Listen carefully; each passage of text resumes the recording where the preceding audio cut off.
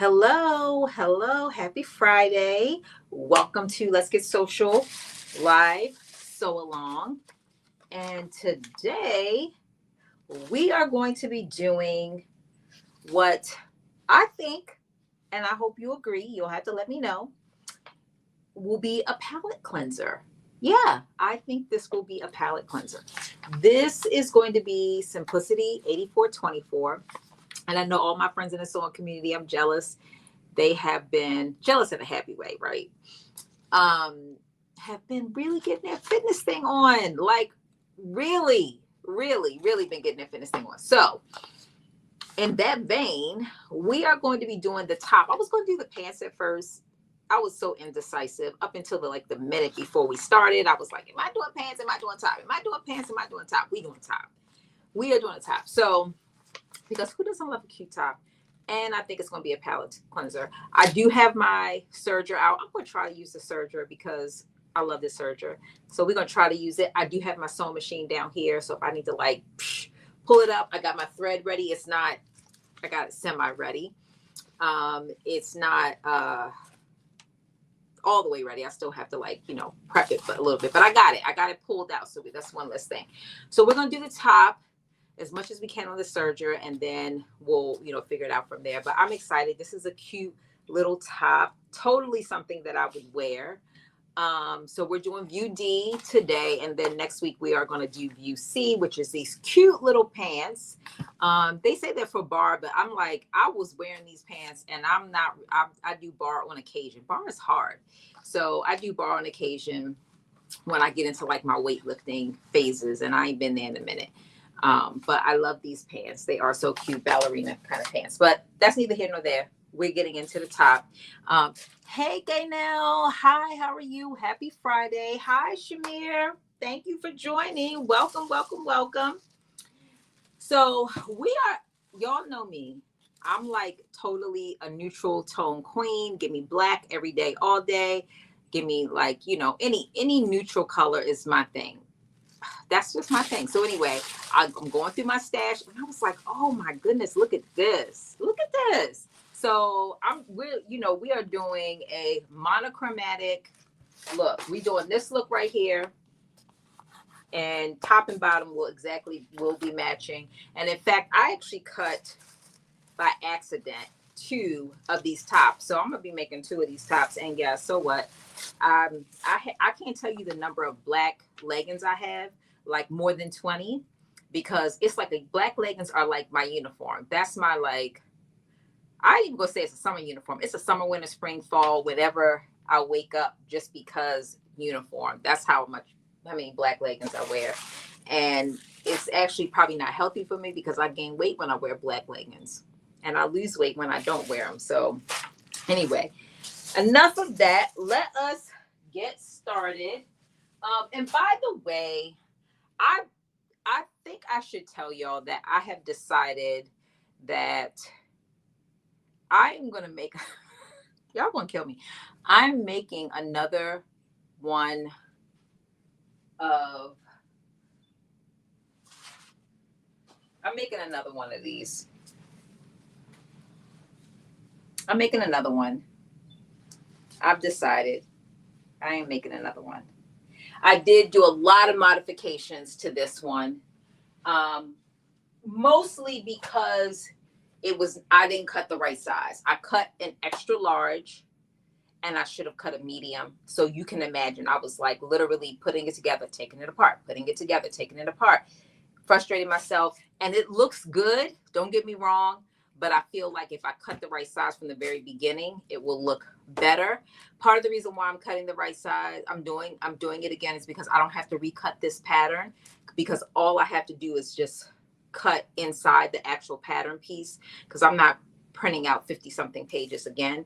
But I just thought I'd let y'all know I am doing another one. I'm trying to figure out what fabric I'm going to use, but I'm doing another one because it is cute. And now that I have really done the adjustments, I really like it so much more than I liked it. Even after I did the bodice adjustment, I had to do some waist adjustment, because once I took in the bodice, then the waist was not right.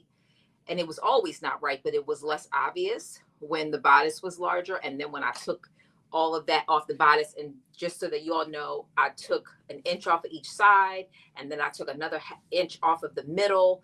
And so it just really like sucked it in. And then the waistband and the waist of the skirt were then bigger, and it was very obvious. So I had to like basically take it apart and put it back together. So anyway, I still feel like it's not like 100% like it could be if I did it again. And I'm contemplating doing a different fabric, because in order to get the look of the skirt, if you use a swimsuit fabric, you have to do the pin tucks, because you're not going to have that pleated look. And I do like the pleated look. I like pleats just in general. So, and I do think it's something that adds to the skirt. Anyway, hey, Helen. Hi, Dorothy. Thank y'all for joining. Okay, so let's get started. Let me turn my sewing machine. I don't even have my sewing machine on. Let me tell you, your girl was, I don't know what I was doing today. Today was just a day of chill. I'm telling you, I've been in a chill. And I feel like I got so much energy right now. But it's because of y'all. Y'all giving me all the energy. All the energy. Oh, maybe I got a lot of energy because I feel like we're going to be in and out really quick, and we're not going to be like 5 hours. Although I think I need all the hours I could get. I might have to go live an extra time this week, because I think I'm like 20 hours short of my minimum requirement. And I hit my 1 year mark, I think like this week. So I think I'm like 20 hours short. And so every day, because I was going live a lot more than once a week last year. And so every day a little bit, falls off, because it's a rolling 365 days, and you have to have between 3,000 and 4,000 hours. And I'm like 20 hours short. So I might have to go live again. We'll see. Shamir, you going live anytime this week on YouTube? Maybe I can hop on with you. Either way, let me know, but it'll probably be a last minute decision. I'm excited to see where you go with these leggings. I love this pattern. Yeah. So Dorothy, I am doing the leggings, but we're going to do the leggings next week. This week we're doing, oh, you're going live on Monday. I travel on Monday. I'll be on the plane probably when you're going live. But we'll see. Maybe I'll be in my hotel room. I'm going to hit you up. I think I have your number. I'm going to text you. If I don't have your number, then I'm going to inbox you and find out what time. I won't be able to sew, though. Maybe I could just be like a friend on live with you, supporting you. So Dorothy, yes. So we're going to do the leggings next week, because I think we need a palette cleanser, and I feel like the top is a palette cleanser. I think the leggings are a palette cleanser too, truth be told. But I was like, you know what? This top is really cute. I want to make it. I have them both cut. I cut everything out already, because I was back and forth about what am I going to do? What am I going to do? You still excited? Thank you, Dorothy. I appreciate your excitement. That's where it's transferring. It's transferring over here to me, the excitement. Hey, Seb. How are you? Thank you for joining. Happy Friday. Thank you. You know what? I think every time I've been on live, since I've had my hair braided, I've had it up in the bun. And I was getting ready to put it up in the bun. Look. I was getting ready, and it might end up in a bun, because I always get hot when I sew, and I think that's why I was always putting it up in a bun. But I ran out of time doing other stuff, and I was like, okay, well, it's gonna be down today until it's up. So yeah, I'm keeping these braids in for. I have a hair appointment, October the 10th. Yeah, October the 11th. So to get my hair like professionally, washed and all the good things. So, and it's growing. It's like down to here right now. I think y'all saw before. And I know I could tell it's going to be longer, because look at all that new growth in just a month. It's like all that. So by the time 10 more days, what is this? 2 more weeks go by. Yeah, these things will be like hanging. They'll be down here. So I thought, let me go ahead and make this appointment. All right. Okay. So now we getting started. So I also just want to say really quick that I really like this pattern. It is not well, I guess, I don't know, maybe none of the patterns. I don't know. Maybe they took this one off the market so you could get it on. It's available a lot of places, but it's not available on the simplicity.com. So I'm sewing Simplicity 8424. So Etsy has it, Amazon has it. If you just put in Simplicity 8424, like a million other places come up, but Simplicity does not have it anymore. So it's not being, remade. And that might be the case for a lot of patterns. I don't know. This is the first one I've stumbled upon that's been the case. But I will tell you that there are 6 patterns. Is it 6? Yes, there are 6 different patterns, 3 different leggings, 3 different tops in this pattern. So you definitely getting your money's worth. And I think they're all pretty cute. I would wear probably 5 of the 6. Obviously, the 3 leggings I would wear. The only thing I'm not totally feeling is this oversized. And you wear it over. So if you had this tank, you could wear this over. But yeah, that's just not totally my vibe. But it's probably cuter than what it looks. Maybe, you know what it is? I don't like that center seam, the way and maybe because it's see-through. So maybe it looks better if you use a different fabric, or you decide to not cut that as 2 pieces and cut it as one on the fold. That's what I would do, especially if you're using a see-through fabric, because that seam is right in the front and it's see-through. Come on now. So they didn't do, to me, it justice by doing it that way. All right. Thank you, Sebs. I'm here. You said you're here for both of them. I know that's right. Well, I hope you decide to make it. So we're doing top D. So it looks like for top D, I am going to have to probably switch to my sewing machine, because I don't know how to gather on the serger. That's something that I kept saying, oh, I'm going to, teach myself how to do that. And I never did. And so it's never really come up. Every time I always use, y'all know I like my gathering foot, and I always end up using my gathering foot. And I never have taught myself how to gather on the sewing machine. And there is a short one, nonetheless. I mean, a small little section that's gathered on the top. So like I said, I do have my sewing machine. And what I might do,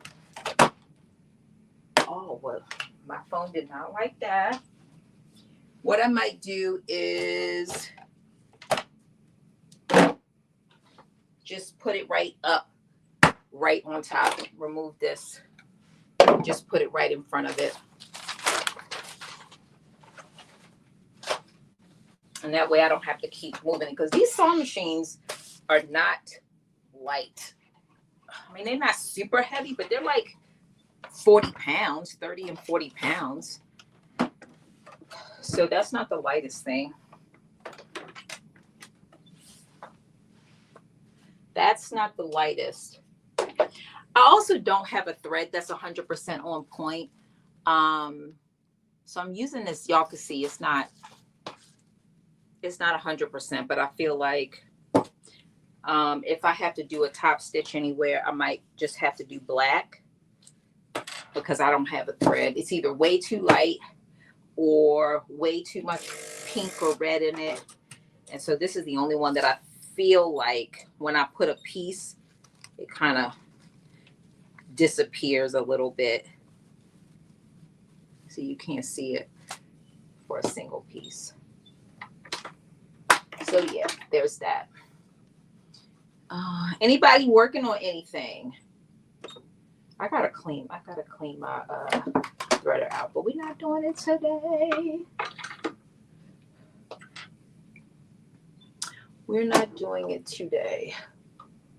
Anybody sewing anything? Shamir, are you monetized yet? I know you were close, because you've been putting in work.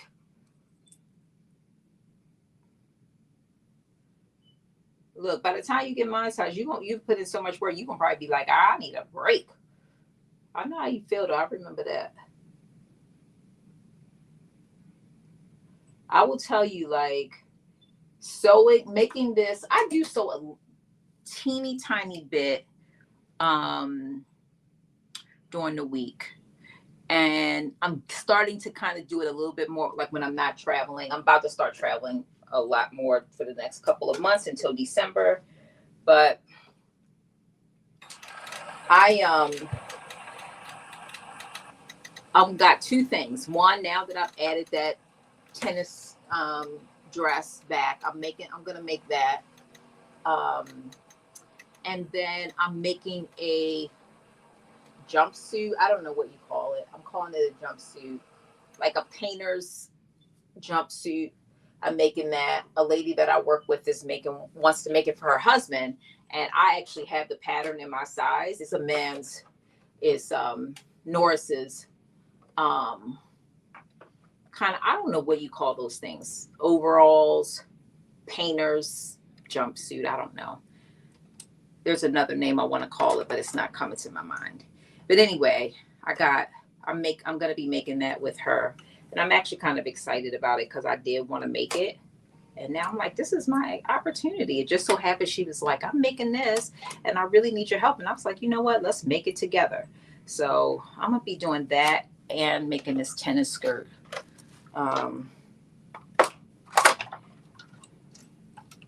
So I'm excited about that because it's been a while since I just was sewing during the week. I go back and look at some of my stuff, my videos during the week, and I had, in addition to my live, I was making pre-record lives too. And obviously people watch those a lot more because they are much shorter and I cut out all of the, non-instructional parts. So, all right. So let me get out the instructions. So I'm taking part 8. So this is part 10. This is the piece on the fold. This is the back, which you cut on the fold. I'm going to lay that right there. Oh, you know what? I didn't realize I never even had that hooked up.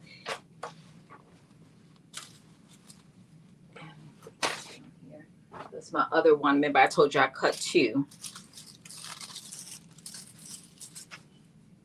Oh, you know what? I just realized I took the wrong pieces. These are the pants. I told you I cut the pants and the top. And these are all the pieces for the pants. And these are the pieces for the top, except for that piece. Okay, so this is piece number 8. So piece number 8 is the right front. So just so that we're clear, it's a separate right front piece that crosses over. It's a left piece, and then it's a back piece, and then it also it gathers a little bit like at the bottom. It doesn't feel like it's long enough to do that. So what I think is that it's a cropped. You can see that it is actually cropped. When I was looking at that gathering, I guess I didn't pay enough attention that it's cropped because it lands above her belly button. So what I will say is that if you're a person that doesn't like your belly button to show, you may want to add a couple of inches to this and just, it'll be ruched still on the side, but it won't be cropped like this shirt is cropped. So it won't be cropped, but just, something to be mindful of. I probably would have did the same thing had I realized it at the time. I paid more attention to the ruching and not attention to the fact that it's cropped. I'm okay with a cropped shirt, but I think I wanted this shirt not to be cropped. Okay. So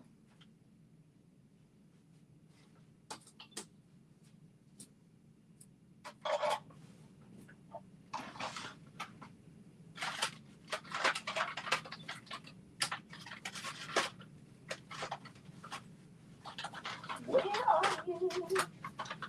I guess I used this one. I was looking for a chalk, and I found this one.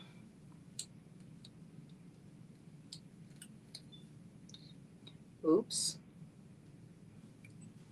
It broke. So basically there's 2 dot circles on here, 2 dots. And you are going to gather between those 2 dots.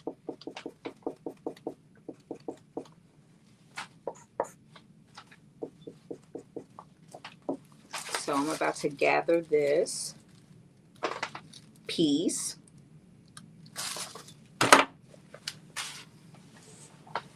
And basically what I'm going to do, since I'm not putting on my gathering foot, is I'm just going to do a basting stitch and pull that stitch. Let's see. Okay, you're working on the second. So the second level is the 4,000, right? The first level I think is 3,000. Second level is the 4,000, if I remember correctly. It's crazy because I can't believe I don't remember that.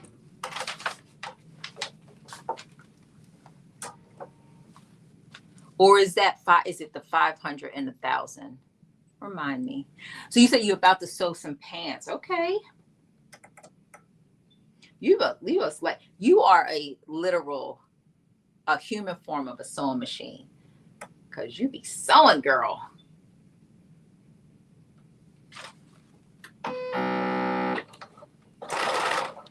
Come on. Look at this. This thing is just gathering up itself. Nobody tell you to do all that.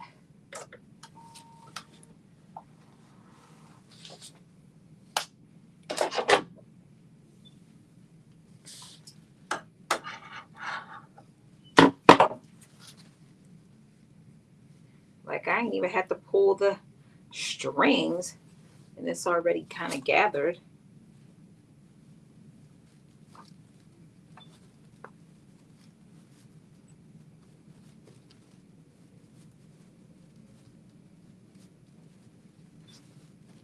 There we go. So there you go. That's the gathered piece.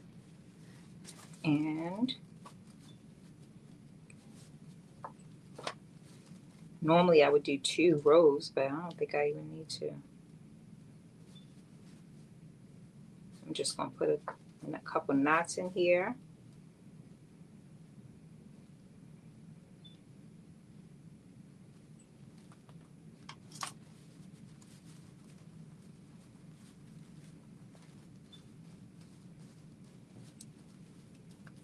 All right. There goes my gather. And next thing is we are doing folding. Let me see. Let's see. Evenly. Okay, we already did that. Stitch along the seam line to hold the gathers in place. So let's do that. So I'm going to do a quick, even though I put this little knot in, I'm just going to do another little stitch right in the seam allowance. Because again, we're not taking that out. Just to make sure these gathers stay. Because we don't want no problems.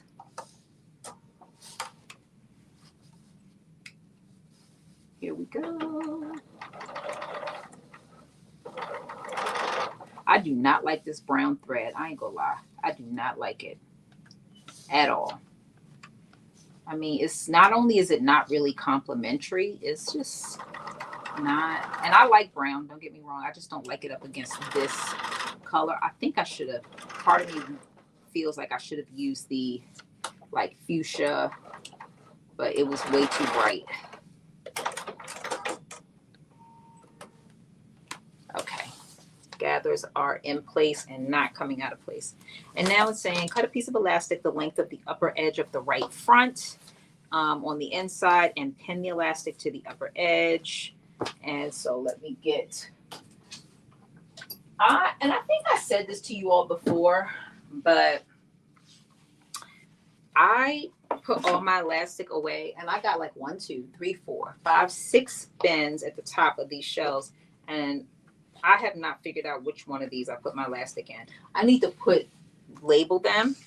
So what we get ready to do is we're going to cut this in half. Luckily, these elastics do have lines, so they make it easy. I learned this a little while ago, that if you don't have the right size elastic, it doesn't fray. And you can just cut it to the size you want. I was like, I don't feel like I need to be buying all those 50 million sizes. I mean, unless I want to save time obviously. But in this case, it's not really that much.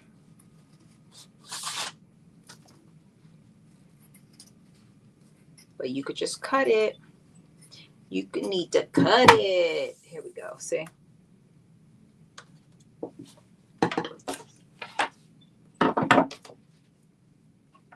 And, oh, I need another piece. Because I need a piece for the top and a piece for the bottom. I need to cut it. So I might have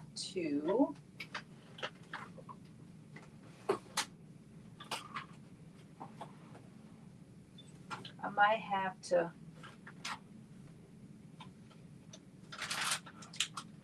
find my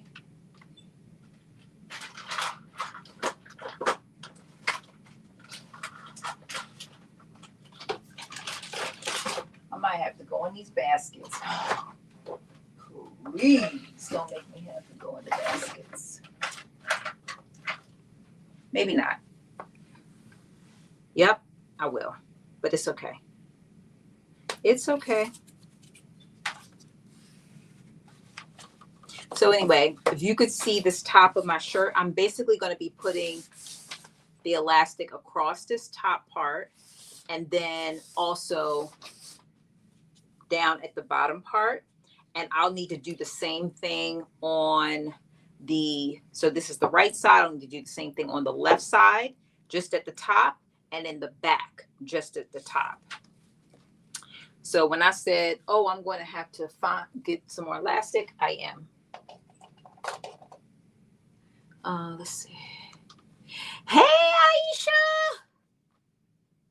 Hey, girl.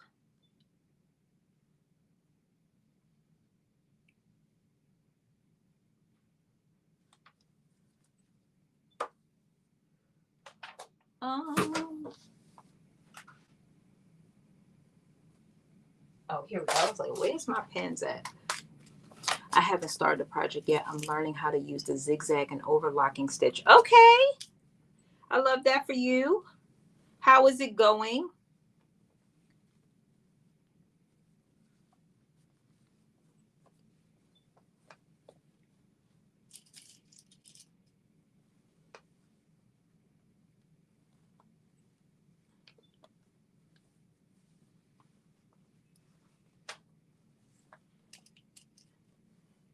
I'm mad that I gotta figure out this thing. I'm trying to use, I feel like the more I look at it, the more it might come to me. I know that's zippers. That's all I remember because I get that all the time. No one is zippers. That's what I know.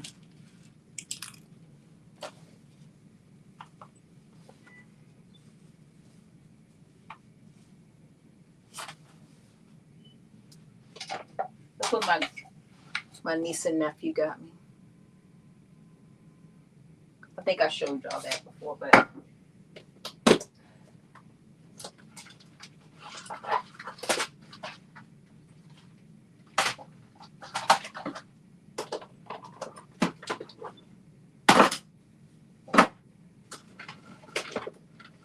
these.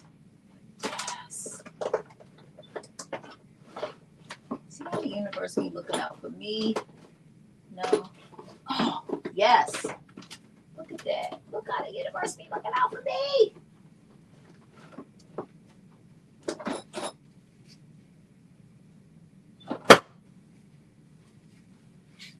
Look at that. Boom.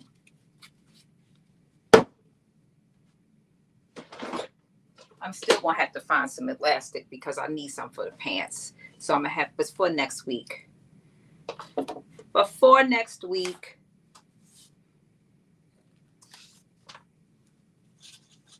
This is skinny too. So maybe I will use this on the other top. That way it could be lined up. Use the really skinny one at the bottom and use the thicker one at the top.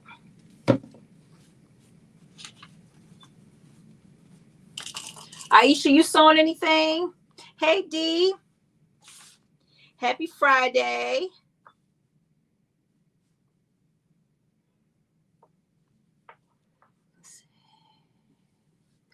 I'm doing great. I can't complain. I was just telling everybody, like, I have really been chill today. I'm like, I feel like my energy is up right now at this moment, but today has been a chill day.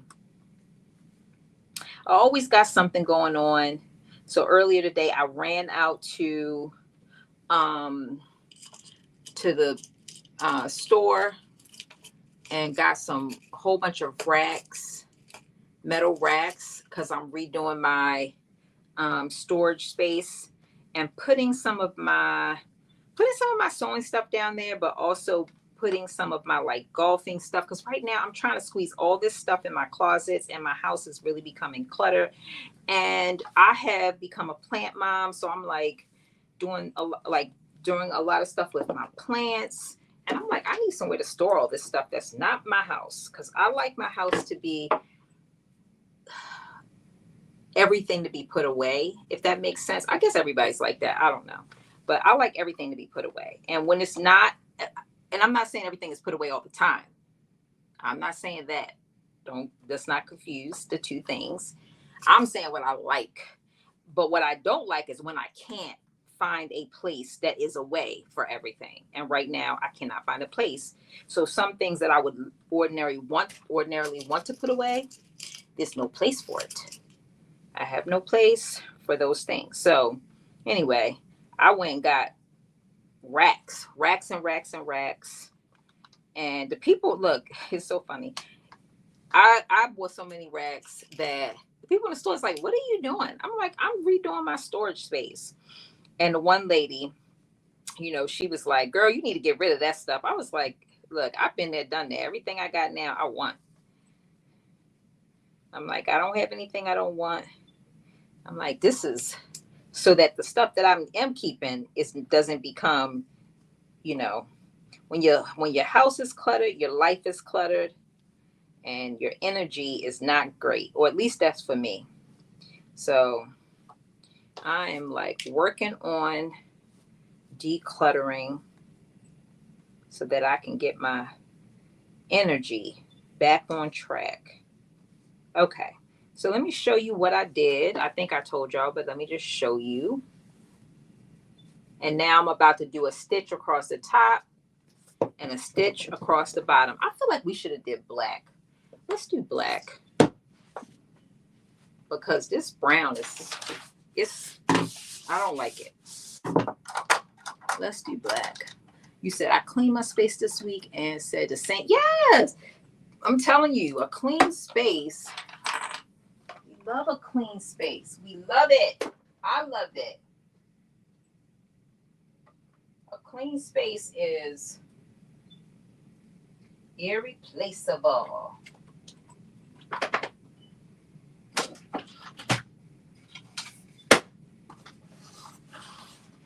We always need a clean space, or at least I do. Who's that? I'm not saying I keep it. It's cluttered sometimes when I don't want it to be, because I don't feel like it. I'm busy. I'm tired. Whatever. All the things, But when I'm ready for it to be clean, I don't like not having a place for everything to go. I don't like it. I don't like it. Okay, good.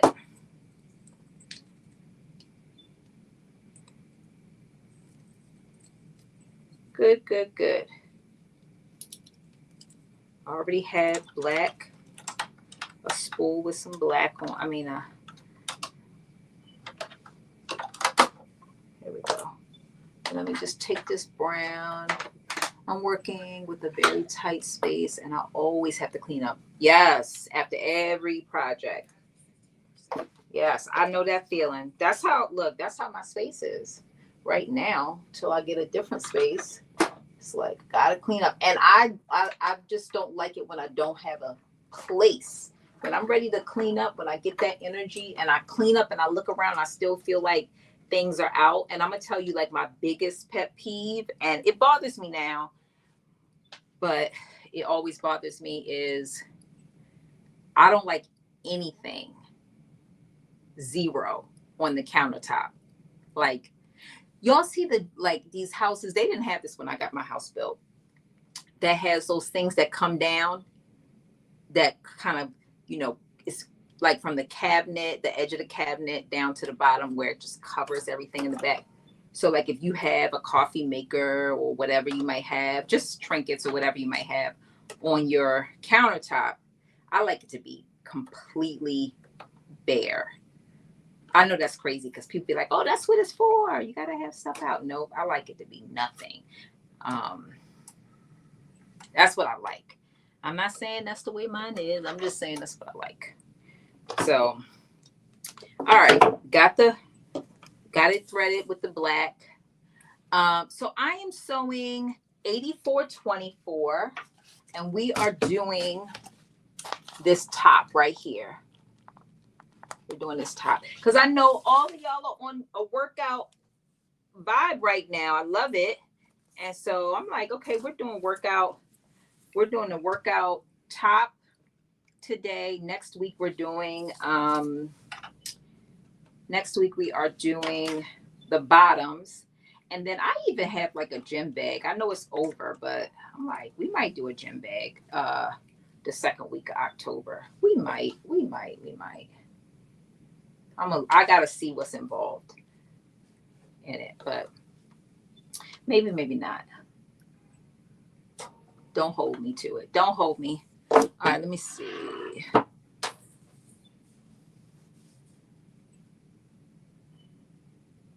Edge of the elastic is even with the raw edge. Stitch through the center of the elastic and then turn the upper edge to the inside along the edge of the elastic and then stitch 1/4 from the fold.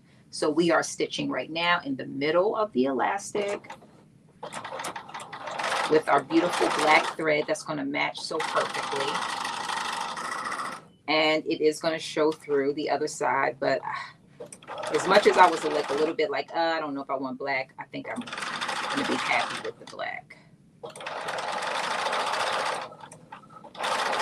That brown I wasn't feeling that brown. I wish I did have this color though. I'm sad I don't.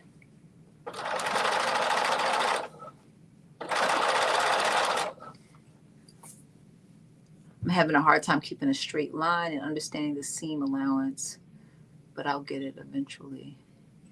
Keeping a straight line. What do you mean? And understanding the seam allowance? If you, I mean,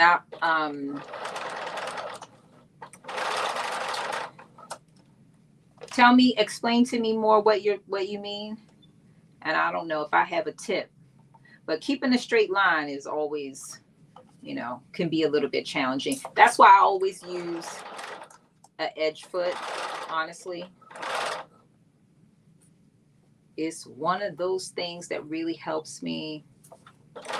And going slow. And going slow for sure helps me.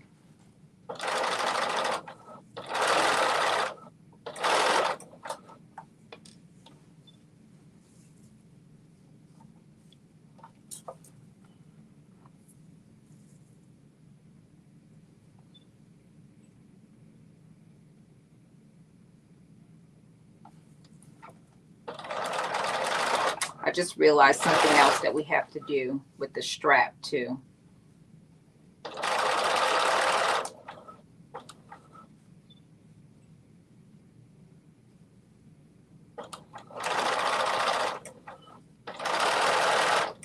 Yeah, I'm gonna tell you, I am not one of those people that can eyeball it. I wish I was. I know people can do it, but I use all my markings on my sewing machine. I use my edge foot like regularly, faithfully. I do. They help me with things like straight lines and seam allowances, stuff like that. They definitely do help me with those kinds of things.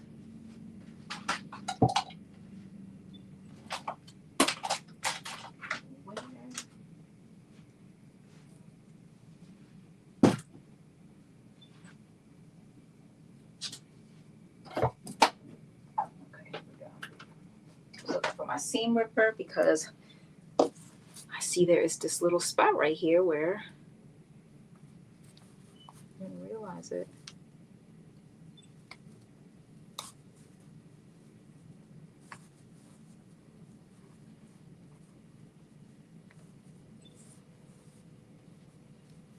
That it kind of overlapped. I didn't realize it.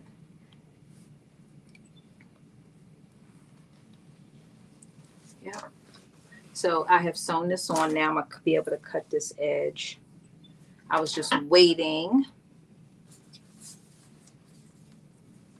till I got it all the way on, and then I was going to cut it.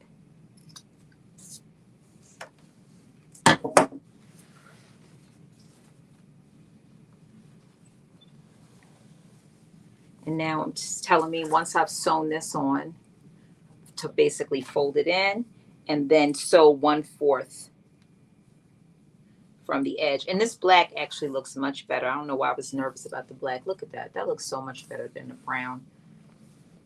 I don't know if you can see. That's the brown thread, if you could see it. And that's the black thread. Maybe I just like it better.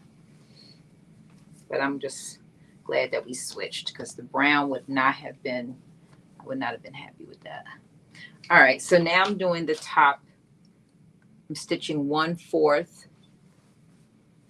I folded it and I'm stitching 1/4 from the top. And this is where I'm using, again, my edge foot. Very helpful with making sure that this is going to be a straight line stitch all the way. Especially since you're going to be able to see it. It's going to make a difference.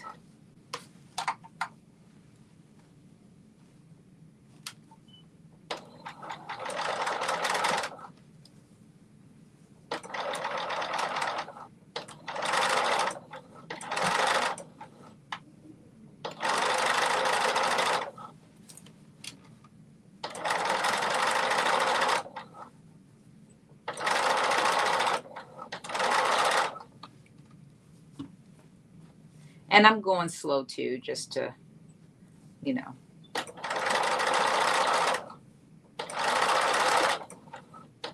Make sure.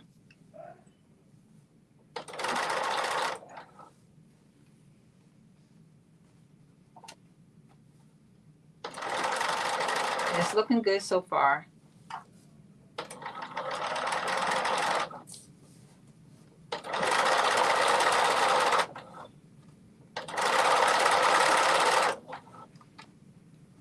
Looking good. I'm very happy with what I see. I'd be happier if the thread matched 100%, but you know what? We can't do anything about it at this point. So it is what it is.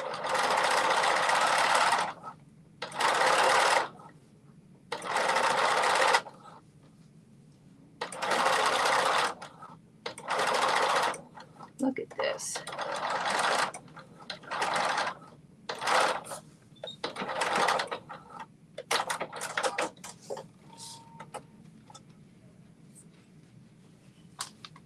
Look at that.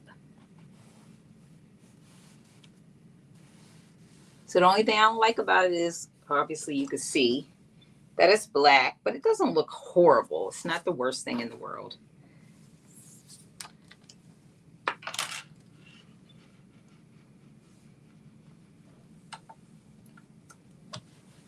And we're doing the bottom as well. And this is going to be a little bit trickier because I'm using 1/4 inch thread, but again, this is where the edge foot really helps.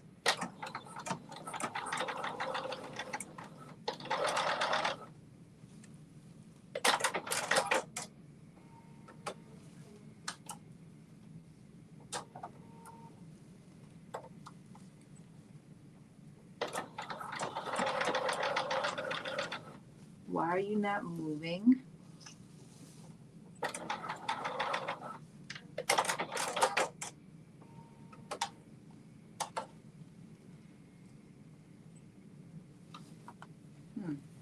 That's weird.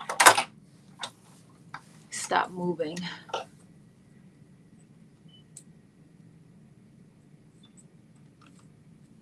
Let's try this again.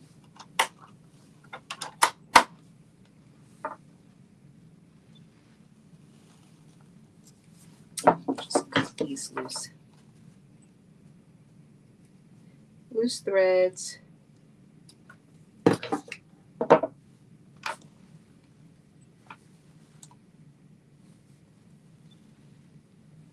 All right, here we go. Here we go. Here we. Okay, let me try this.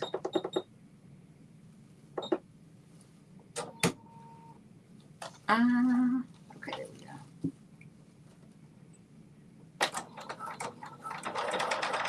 There we go.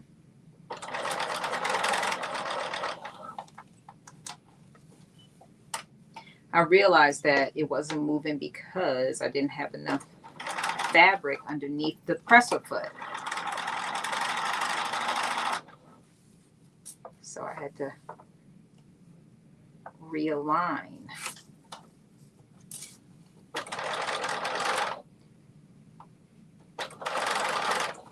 Is that good? Yep. Okay, it's good. It is good. So far, so good.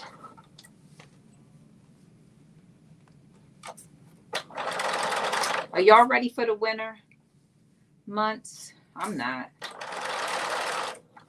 It was beautiful again today, and I was happy about it. It's like, oh, it's so beautiful. Not ready. Although I can't say I do like fall. I like to wear my jeans and my boots and my sweaters, so. But I like the summer the best. It's my best favorite season. It always takes me a couple weeks to switch what I'm wearing, get my wardrobe out, get my winter clothes or my fall clothes out.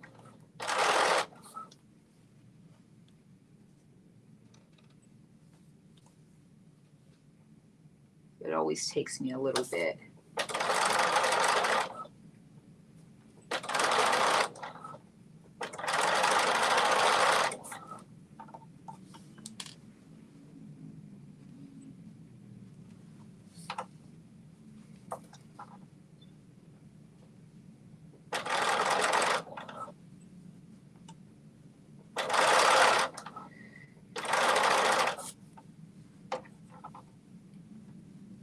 Come on.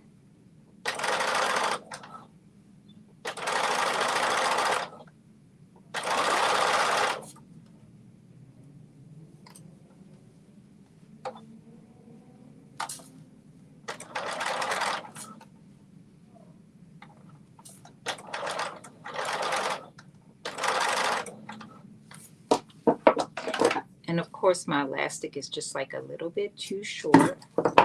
So I'm going to put another little piece, make that straight.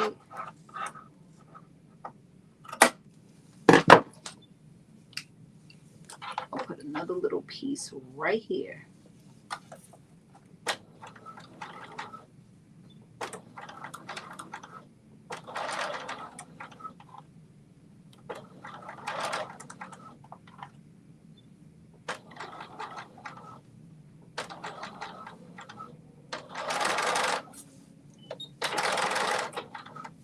Here we go. Hey, Anthony.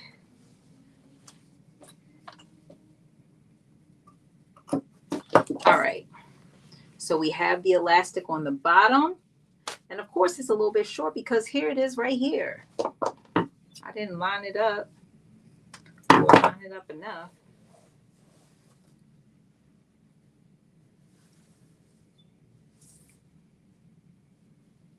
I was like, wait a minute, make sure I put this elastic on the right side, and I did. All right, so now we're using the edge foot again to fold this over so we have like a finished, basically a finished look on both sides. I mean, on the top and the bottom of this top.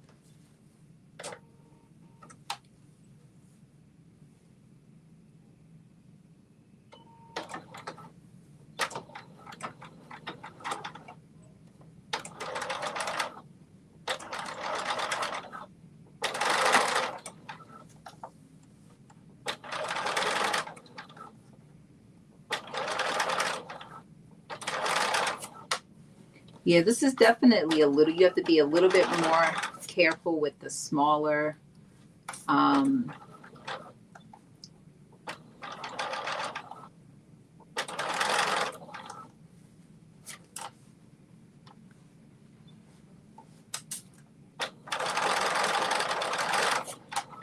just because it can move a lot easier. All right, I think I got myself. Yep, there we go. Took me a minute to find my groove, but I think I got it.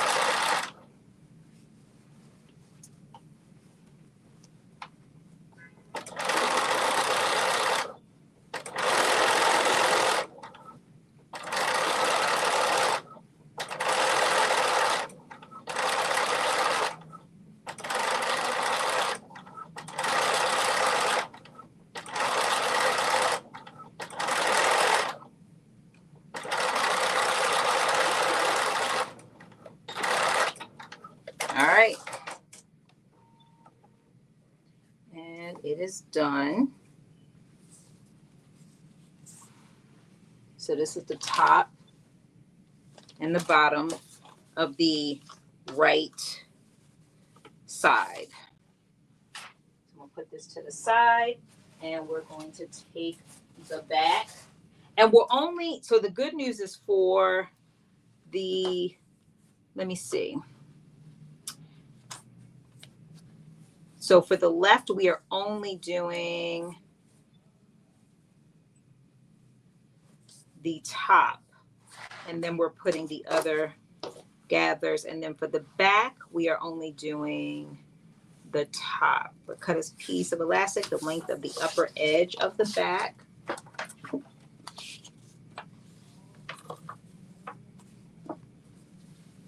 So that's this. And so that's the good news. We don't have to do the same top and bottom for the right side and the back. So it'll be a little bit less. Hey, Chris. Yeah, you know what it is? I've had these braids in for the last 4 weeks, but I think I've had them in a bun every time I get on because I always get hot when I sew.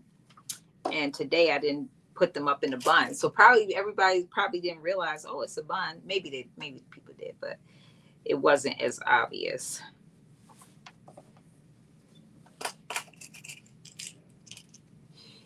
I am making a workout top.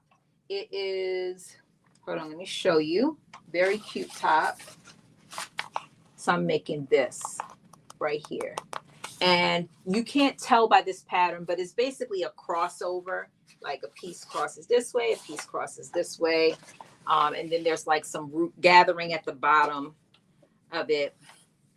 And so we are right now putting in the elastic at the top of the back piece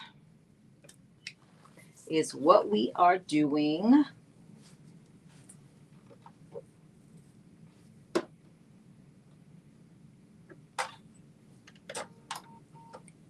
That is what we're doing.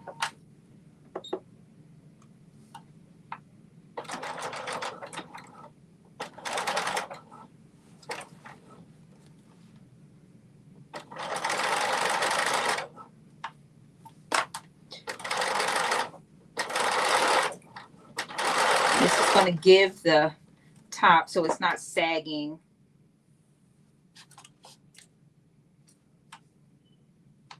It's not sagging at the top or the bottom. I'm sorry, yeah, at the top, in the front or the back.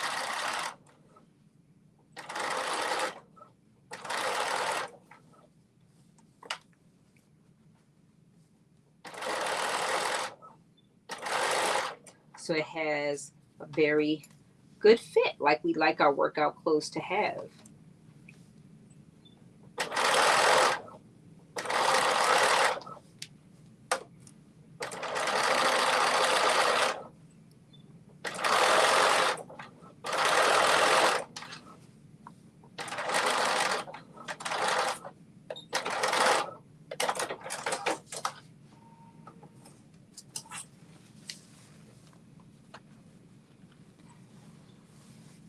now we're going to just fold this.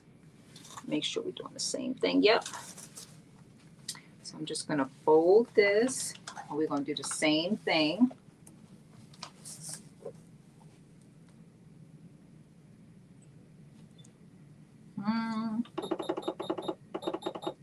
There we go.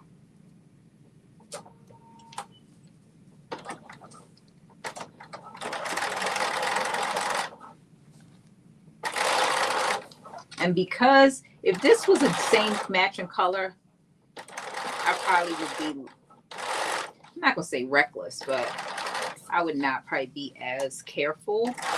But because you can see this black, it's like you gotta be careful. You don't want to do all this work and not wear it because it's not looking great. And of course, when you use the same color thread, you know, there's a little room for forgiveness. But when the thread don't match, or I gotta re-thread that.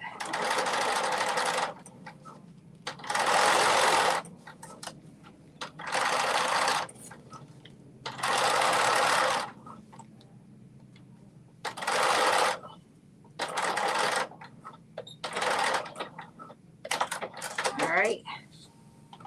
So this is the back.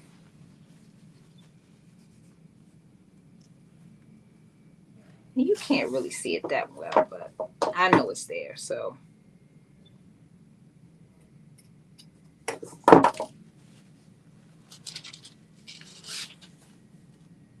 All right, that looks really good. So that's the back. And now we have the left side, left front.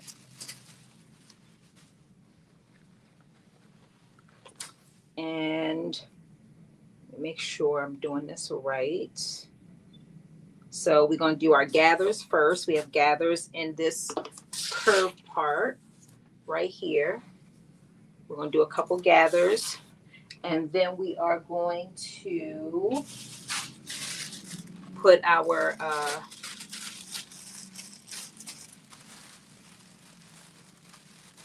then we're going to put our wrong way. Is it good?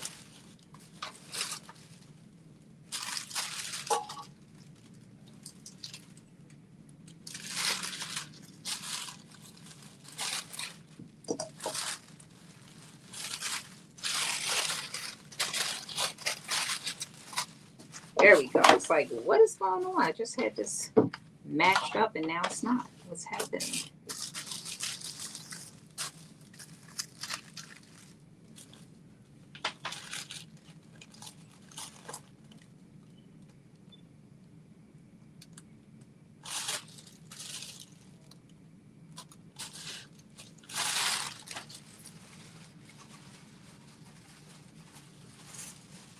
Something is happening. Why is this not matching up? Let's see.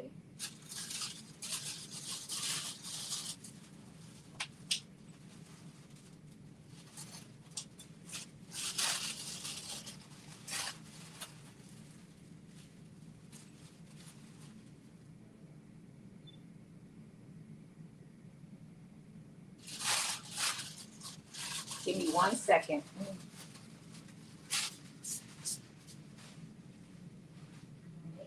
Sure.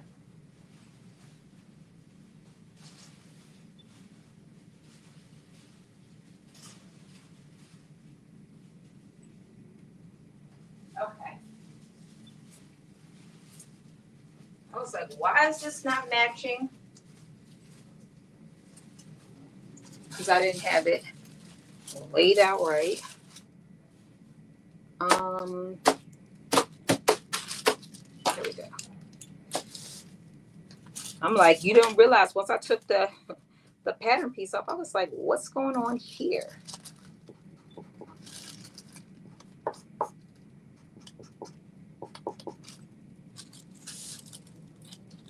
I also cut a large for this.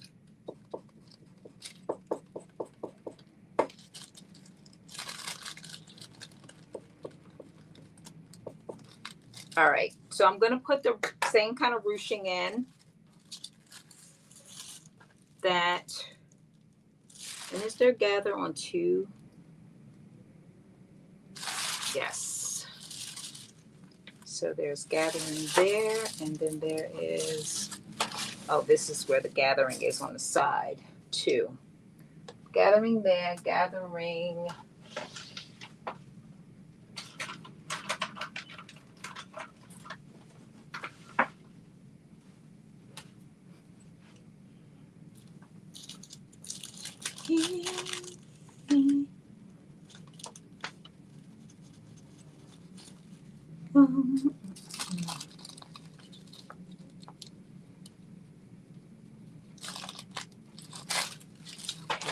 And I'm just marking where the gathering is going to be on the sides so that we know exactly where that is.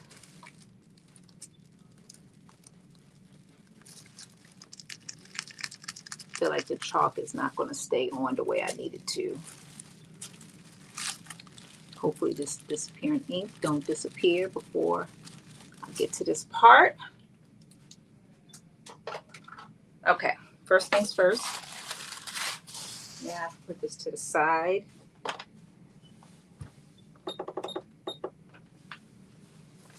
And we're going to do 5.0. So we're doing our gathering stitch on the left side of the shirt.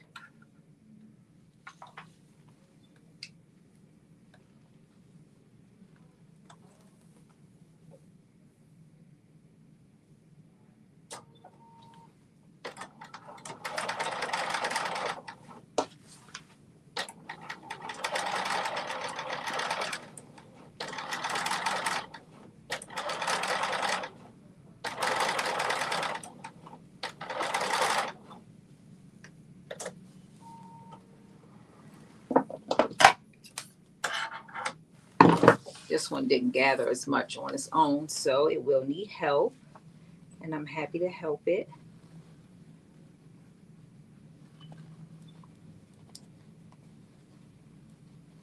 I'm very happy to help it get gathered.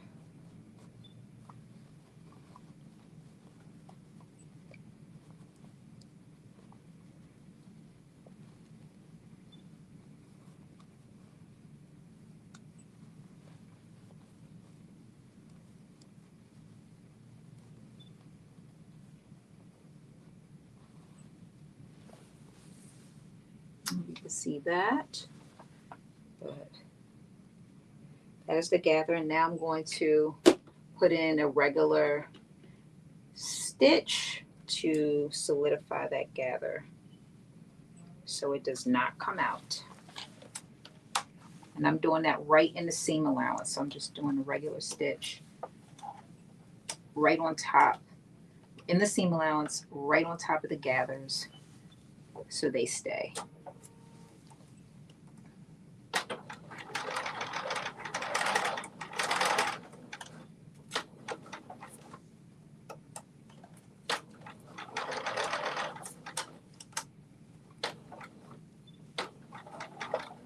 Come on, don't get crunched up, too crunched up.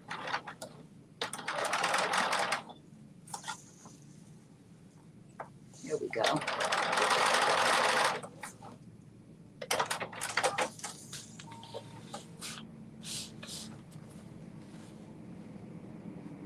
Yep, here we go. You can see that, but it doesn't look as pretty, but it's in there.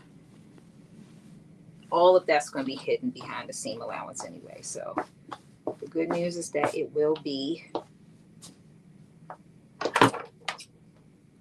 gathered, it will be hidden, so you won't see that it's not beautiful, it's not nice and pretty.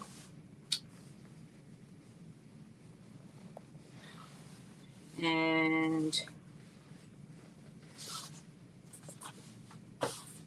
now we are going to take this, and where's my other piece?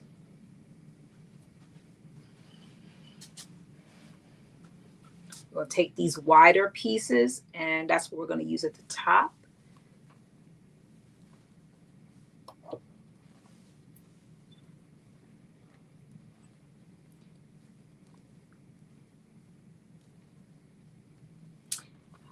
feel like, oh yeah, you know what? We also have to put the strap on the front too. I'll skip that part. Hi, Miss Alethea. How are you? Good evening. I saw you working out. I saw a lot of y'all working out. I saw Aisha. I saw a lot of y'all. I saw Risha.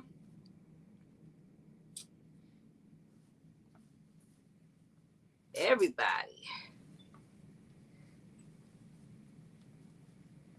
Getting that physical and mental workout. Love it.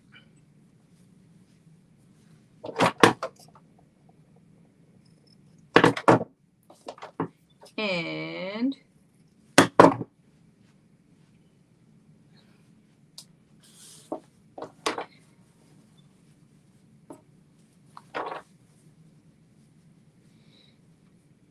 so I can't wait for all my storage racks to be put up so I could really declutter. And then I even ordered like a little cart, so when I'm running downstairs to like get stuff, I don't have to dread that part of it. I could be like, all right, just put it on my cart, wheel it up stairs, because the storage is where stuff goes to die. But I've fixed it up where it's not going to be. Everything's going to be labeled, and I'm going to have my little cart. Shoot, who knows? I got internet down there. Maybe I'll sew from down there. Storage sounds like a bad word. Basement sounds like a bad word, or not a bad word, but you know what I mean. Not as appealing, but it's not that kind of space, or it won't be after I'm done. All right, here we go. Let us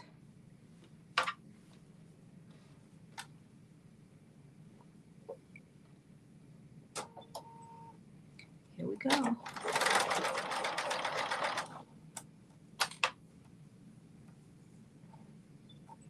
And the reason why I'm sewing a little bit slow is because I want to make sure that this this elastic is lined up with the edge. I gotta rethread my machine. Forgot I said I was going to do that.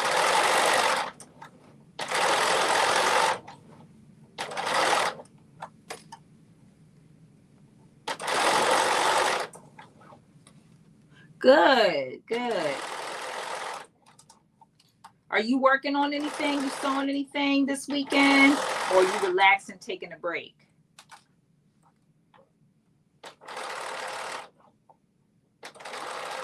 It's football season for me, so I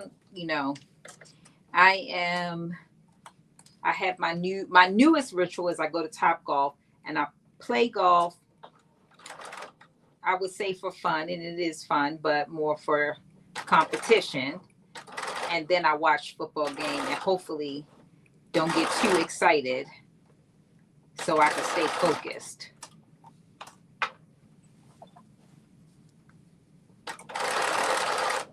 But I love football season. It's like one of my favorite times of the year. So when I think about like, oh, why do I like the fall? Because I have gotten back into loving football. I did take a little break. Around the CK days, I took a little break, but I'm back.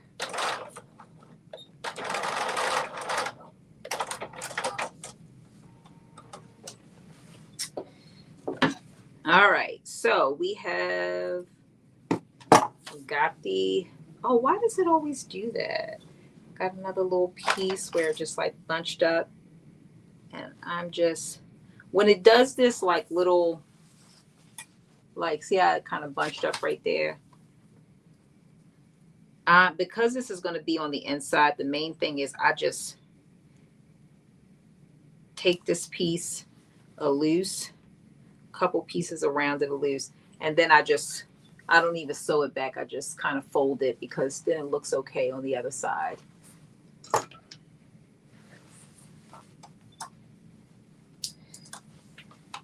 All right, here we go. We are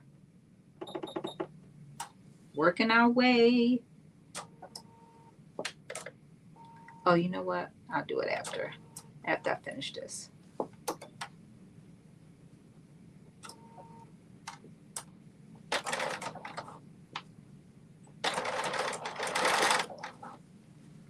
So now I'm just working on the other side. Just sewing it down.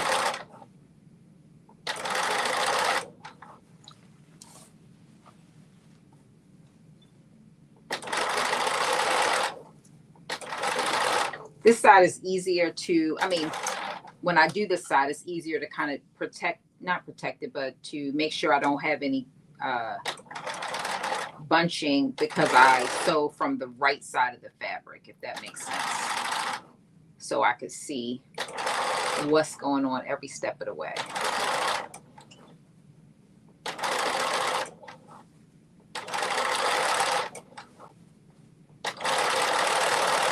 It's an easier way for me to like hold the fabric tight.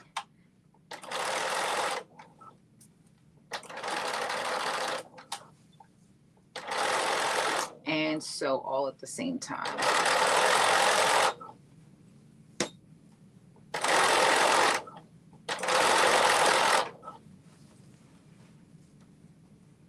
Oh, okay. So I know that's a lot of work. Ruffle, when I made that dress for Frocktails, I had to do all those ruffles. Boy, that was, but I love, are you using your ruffler? Do you have a ruffler? Because did I use my ruffler? I'm trying to think, did I use my ruffler? I know I tried a couple different ways. I tried my ruffler. I tried the using elastic. I think that's what I actually ended up doing. Sewing on the elastic, stretching it out and sewing it on. I think that's what I actually did.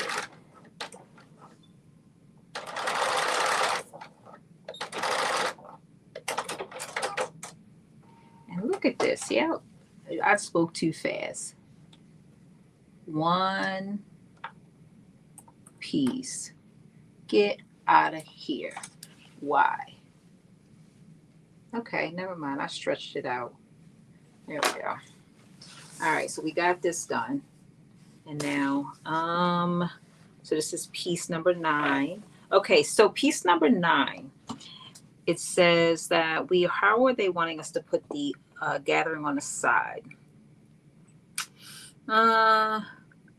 Inside pin elastic, okay, we did that. Stitch through the center of the elastic, turn it up. Okay, we did that.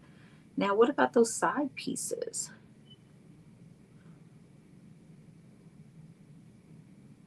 Oh, it's saying gather them. Okay, so we're doing gathers.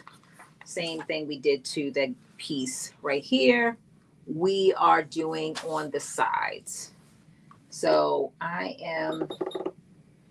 that's easy enough. 5.0.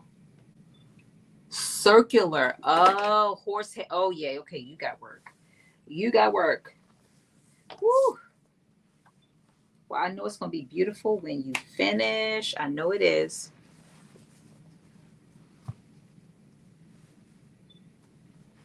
I love ruffles. If y'all remember when I posted my prom pictures, my dresses, 2 of my 3, so I went to 5 proms altogether. I think I only 2 of my personal junior and senior prom, my dresses were full of ruffles. Like ruffles were like in back in the day. And back in the day, I'm talking about when I was in high school. That was the thing. It was like, if you ain't have ruffles in your dress, it's like, what?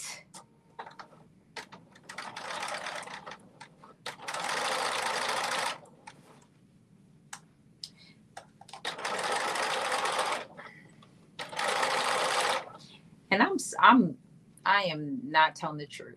I did ruffles for my dress and someone else's senior prom dress. That's the other dresses did not have ruffles. So But they were still nice nonetheless. I take back everything I said about if you don't have ruffles.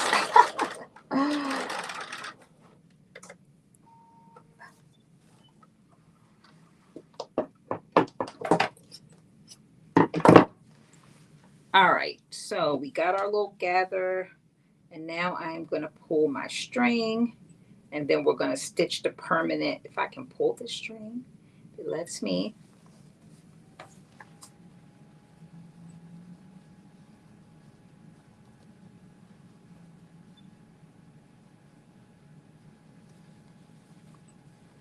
All right.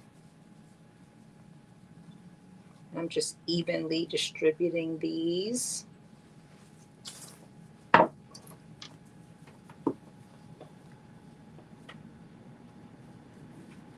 Before I stitch them down.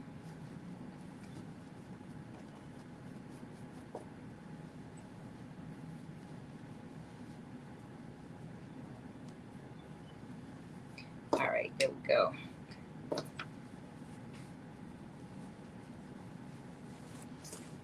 And I'm just going to stitch these down so that these ruffles stay in permanently.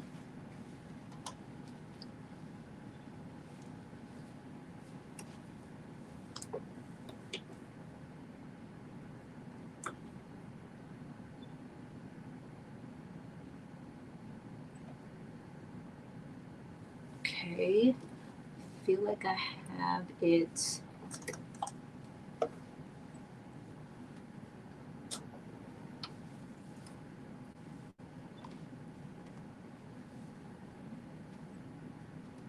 Okay, here we go.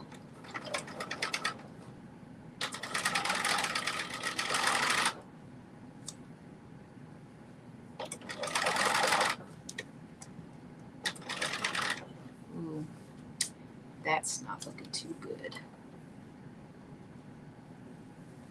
All right, there we go.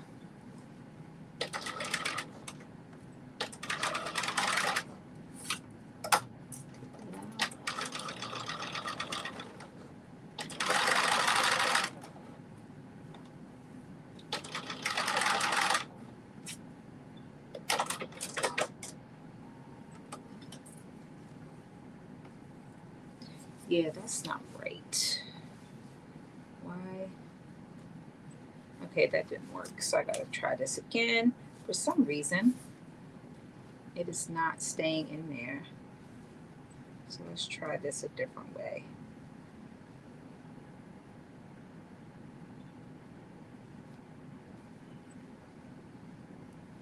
All right, let's try this way. I was trying to do it in the seam allowance, but I think it was too close to the edge. So I'm gonna do it like really close to the stitch. And then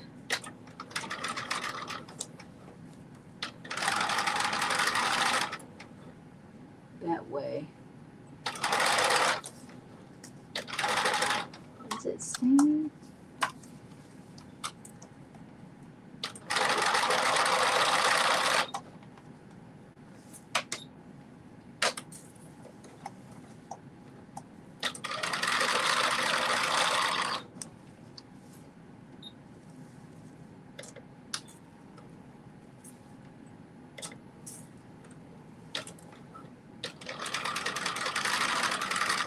Why is this not? For some reason, it's not liking this.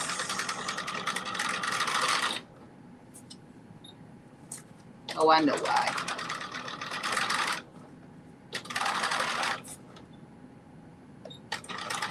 I was trying to figure out why is this not moving, but it's because I have it so close to the edge, and I should have moved it over that it's not underneath the presser foot, so it wasn't moving it along. And I'm like, why is this not moving?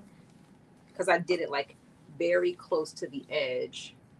So it looks not great, but just imagine that you're not going to see this edge part anyway. You know, that'll be in the seam allowance, so you won't see it. And once it's kind of like pulled, it'll be like that. So you won't see it.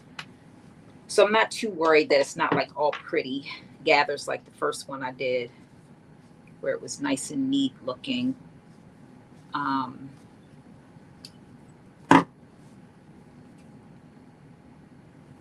it is okay. It doesn't look horrible, but it could look better.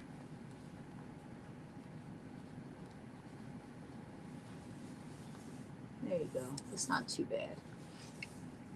All right, now we're going to do this side. Same.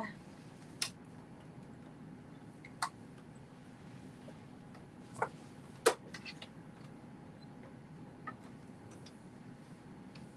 let me make this 5.0.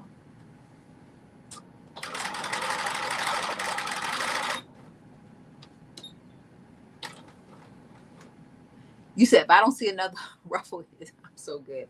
I feel you. Look, that's how it was when I made that my dress for Baltimore cocktails. When I was done, I was like, okay, I'm good. I'm good. I was like, I am good.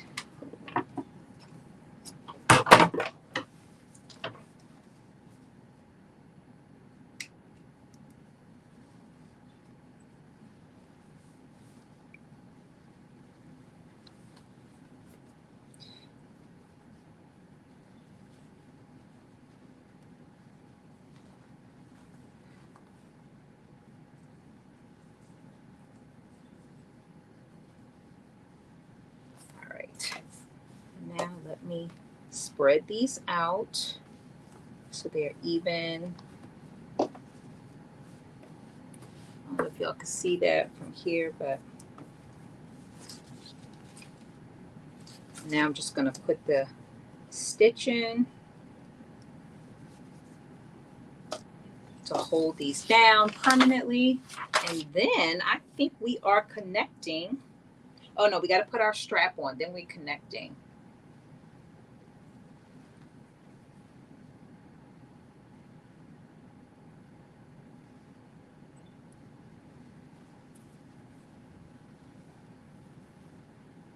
All right, now let's try to do this a little bit differently. I'm gonna move this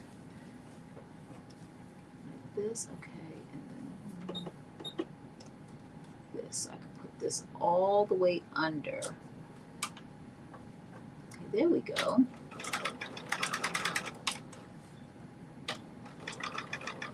There we go, okay.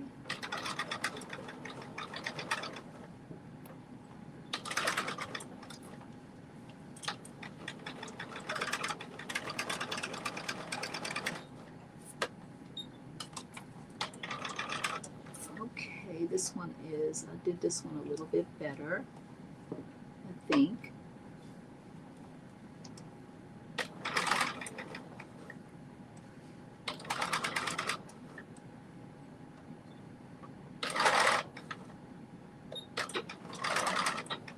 All right, there we go. No, of course I did it perfect, I think, and I forgot to turn it back. So I'll just put like another.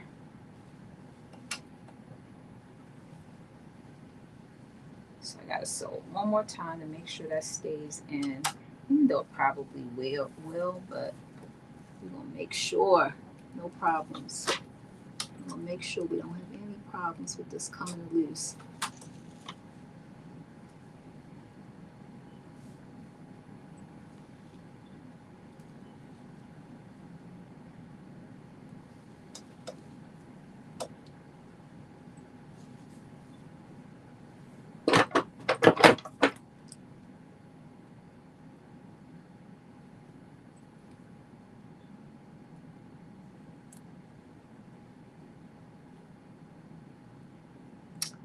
Okay.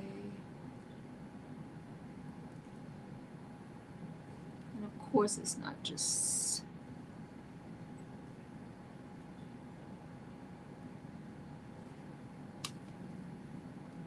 Okay, there we go. There we go.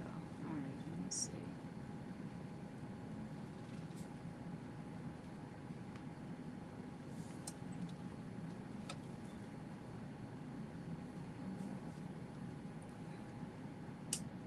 Here we go.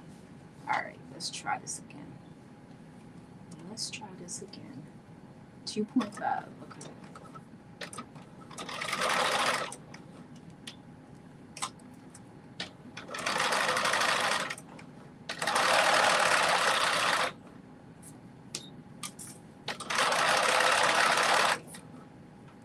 All right, so I think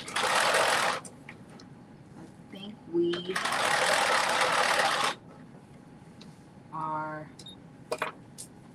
almost done. There we go. I was like, why is this thing getting stuck? Gave it enough room under the presser feet to, all right, there we go. This is going to be super ugly because it's got a million stitches in it, but it's got the gathers, and that's all that matters. So I think we're going to be okay. Let me see. Yes, I think we're going to be okay. All right, so we got our gathers on both sides of piece number 9, which is the left front. So we should be good to go there. And now we're going to put our strap. Our strap needs to go on piece number 8. That was like part of step 1. And we skipped.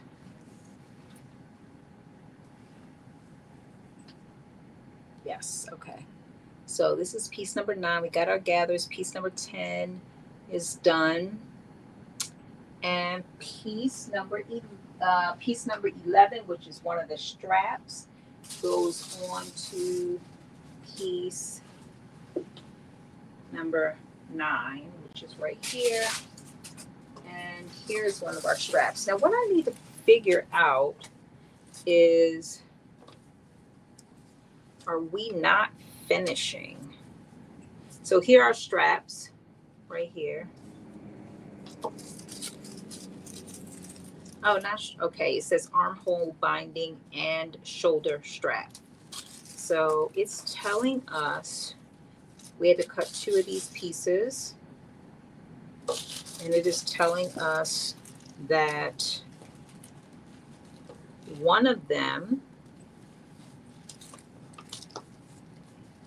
we are matching up to the 2 dots. So let me line both of these and put 2 dots on them.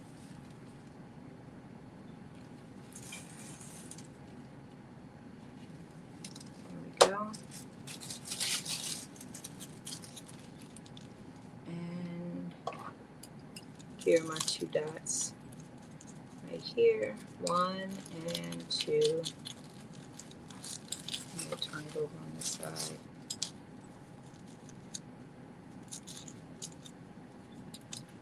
One and 2. All right.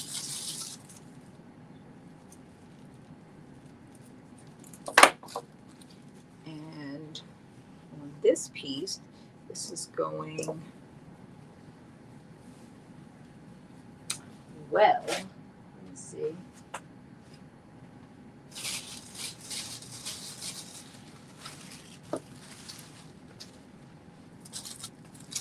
Maybe, are those the same 2 dots? Oh, those are the 2 gathering dots. Okay, got it.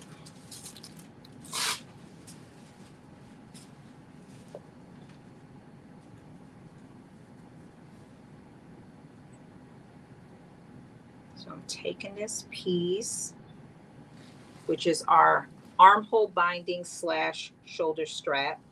And can I see my 2 dots? I guess it's at the beginning and end of my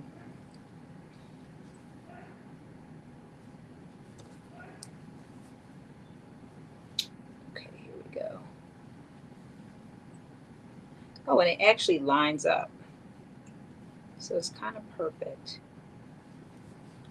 And it says, I'll pull up the gathering stitches to match the large dots.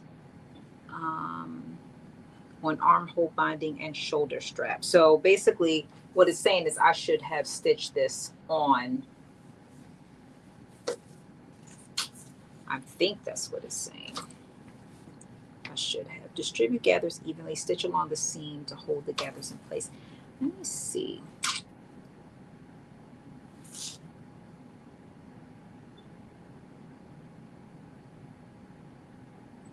No, we're not putting this on. Not yet. I think it's just telling me that there's 2 dots that where you put the armhole binding slash shoulder strap on, and it's just it's not attaching it, because I'm like, that doesn't make sense because it's not finished, and it would make it an unfinished piece. So we're not putting it on. It's just an FYI. Okay, so now that we have done all of our gathering, we've done all of our attached all of our elastic, and now we are putting together the front and the back. So let me pull those pieces, which are all right here. Okay, here we go. Front and back. So probably the easiest way is to take the back piece, and it's right sides together. So I'm going to take the back piece and I'm going to lay it down so that the right side is facing up.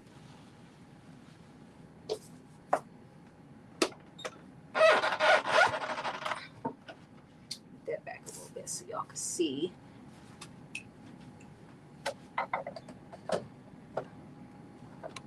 I'll move this back a little bit so y'all can see too. This.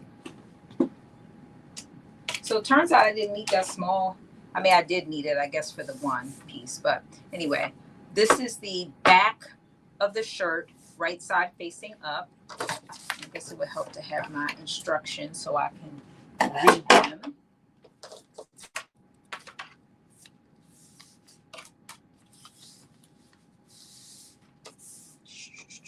Okay, here we go. Back, right side facing up. Then I'm going to take the left front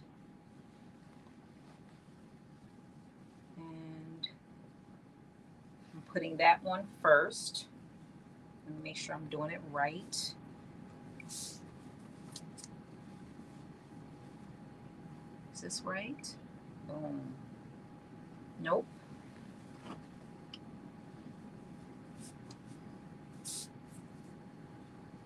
I think this is the right.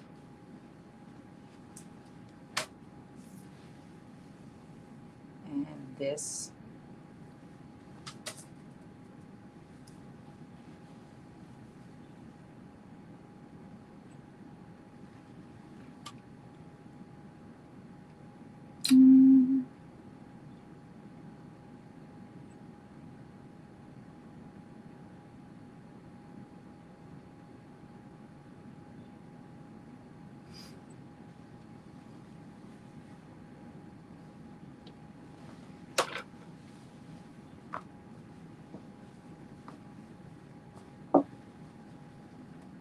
Okay, this goes on first, but this doesn't make any sense.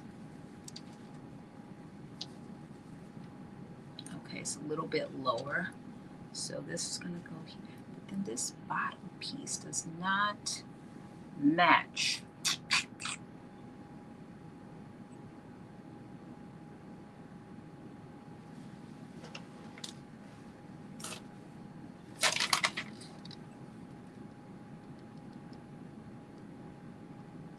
Yeah, that's because this is the wrong piece.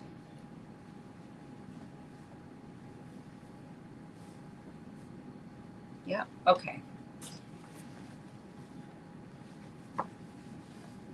And now I gotta make sure I'm going. Okay, so this is the top because it's got the strap.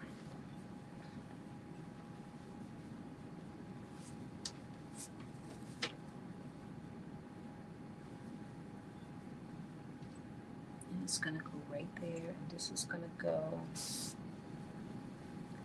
right here. Okay, that is looking better. And then this doesn't go all the way to the top. So let me just, I'm going to pin this so you can see, and I'm going to point out a couple things to you.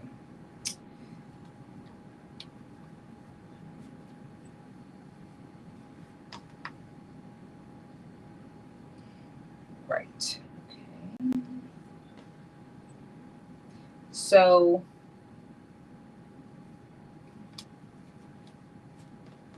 my initial, well, let me pin this first and then I'll point out all the stuff at the same time so it makes perfect sense.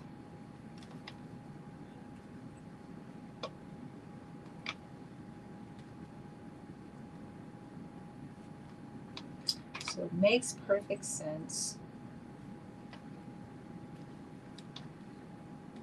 I think so. If you weren't on initially, I actually cut this shirt accidentally twice because I cut it on a fold and I realized it's only one right piece and one left piece.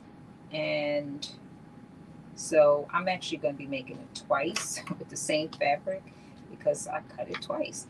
Actually, the back, I think I'm going to use a different fabric so that it will look a little bit different. But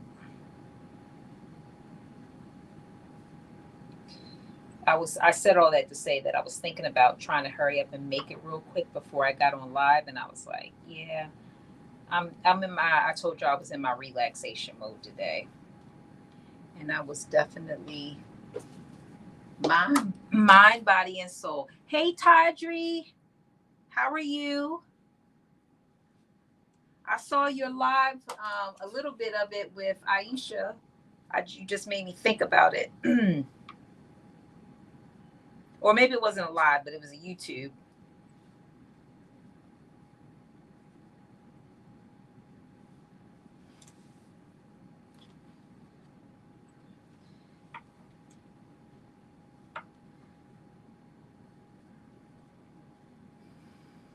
All right. So now I have this pen, and this is the left front. Okay. And just make sure. Okay, here we go. Yep.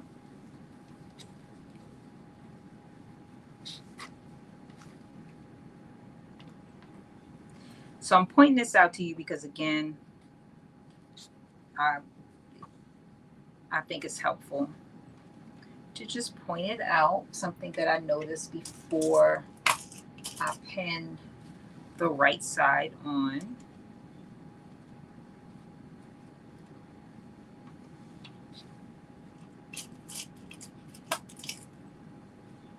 All right.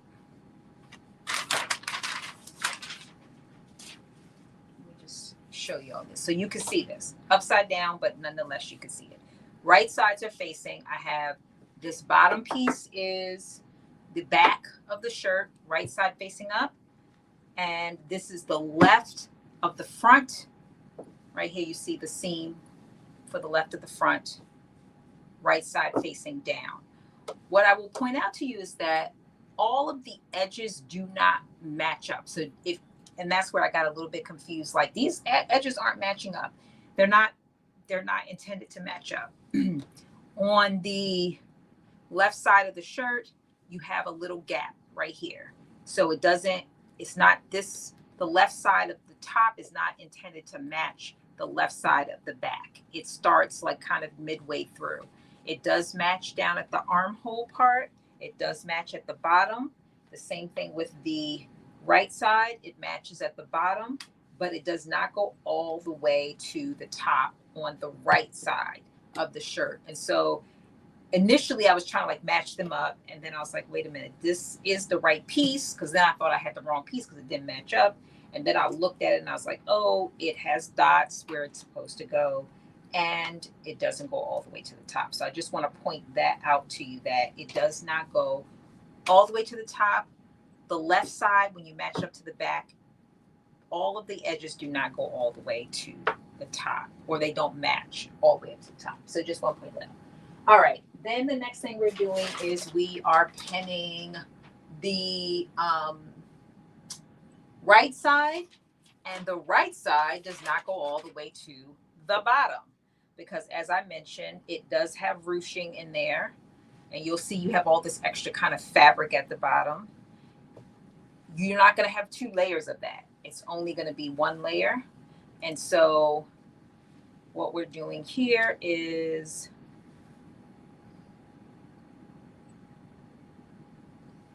that right side?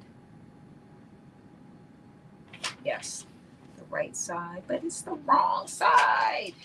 It's the wrong side. Wow, it's the wrong side. Okay, so clearly I sewed this on the wrong side. It's supposed to be this way. Nope, it's supposed to be this way. I sewed it on the right side, just had it upside down. Okay, so on the right side, it also does not go all the way to the top, but it does go to the bottom. The armholes edges do line up. The raw edges do line up, so you can pin that. And then this, the top of the left side does not go all the way to the top of the back. It does not.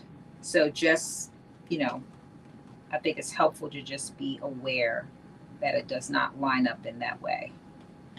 So that way you're not stretching it, trying to line it up, or thinking that you didn't do it right because it doesn't line up.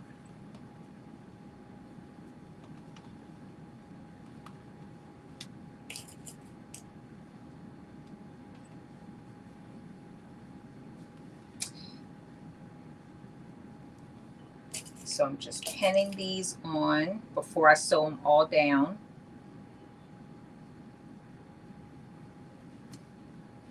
And also, these sides don't go all the way to the bottom on the right. So when you're pinning, it's going to stop like right here, whereas the rest of the shirt, so it might stop right here. The rest of the shirt is going to come like down here. So just, again, another point to be aware of, so you don't do what I do, which is jump to conclusions and think, oh, I cut the wrong piece, or I have it attached wrong. No, you did it right. It's just not meant to go all the way.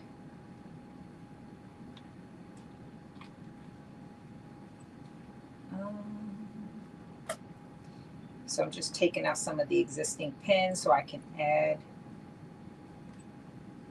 this left side in. The right side on.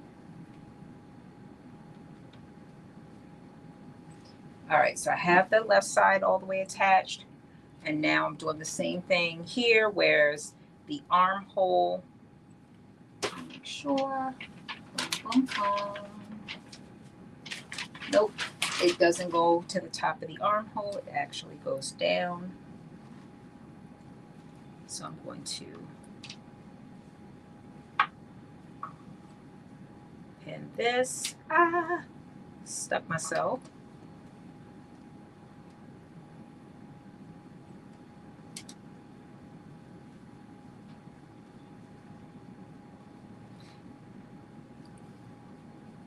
Pin this, and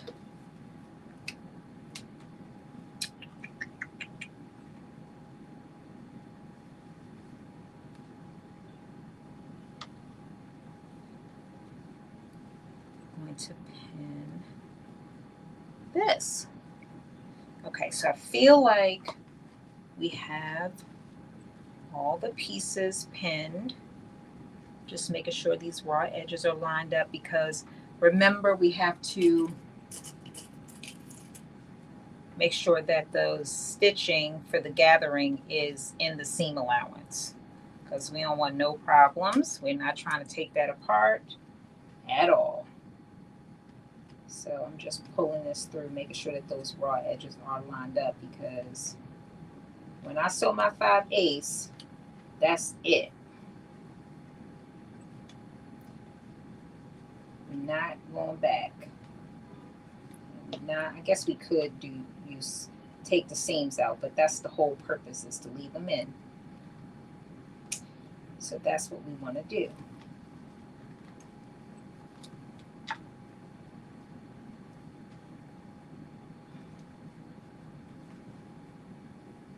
All right, so we got that. We got that. Right sides are all facing each other. It's all looking great. Got the little top part. And let me see. So now we've done that.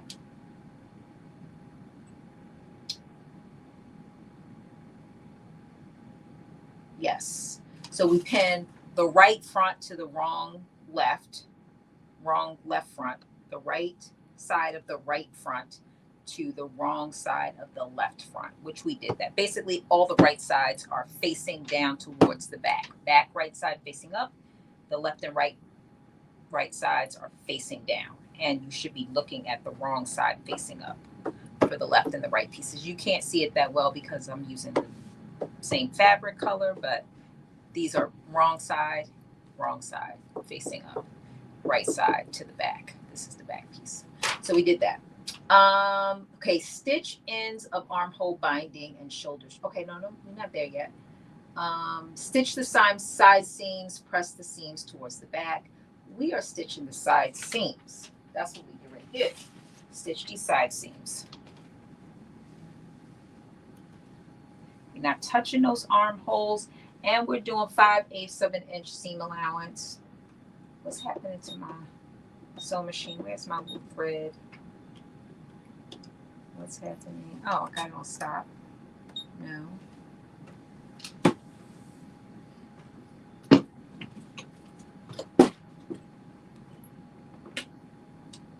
Rethreading my machine because it's acting a fool. I should have just cut it, but maybe not. I should have cut it.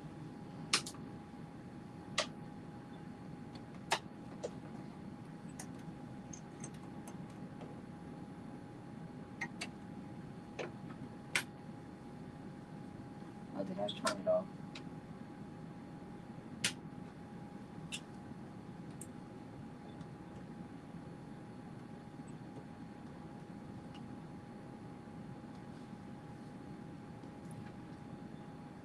Hey, Auntie Carol, what's going on with you?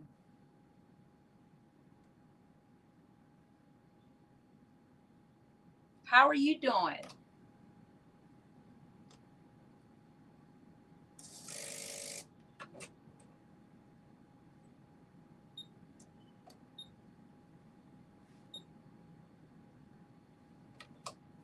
All right. Let me rethread this.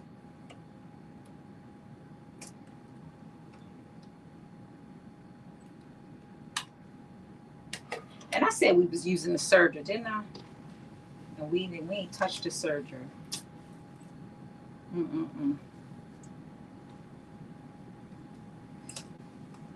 All right. Because we had all these gathers, that's why. Okay, 5/8 of an inch seam allowance, raw edges lined up, and we are just sewing the side seam. That is what we are sewing right now. Is the side seam.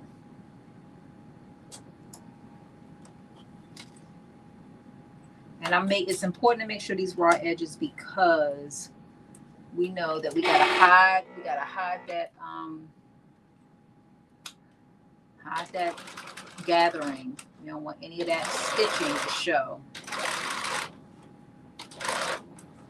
Oops.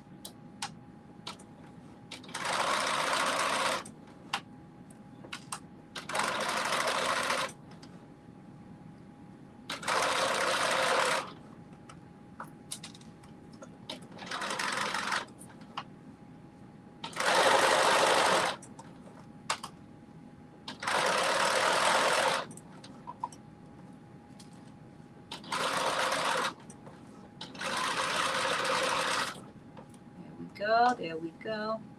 There we go.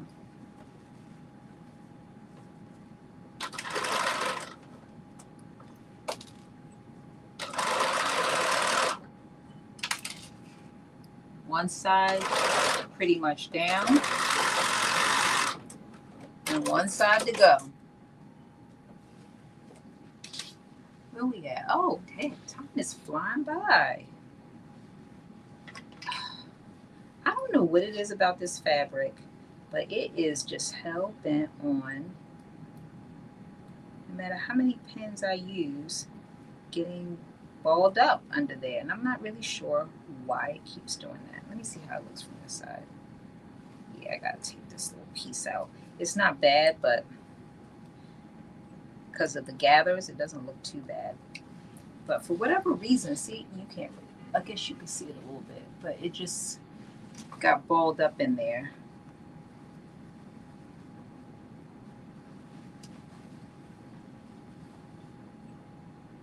Yeah, I'm not really sure what the hell. Why did it do that? I have no idea. Maybe I have to sew from that side.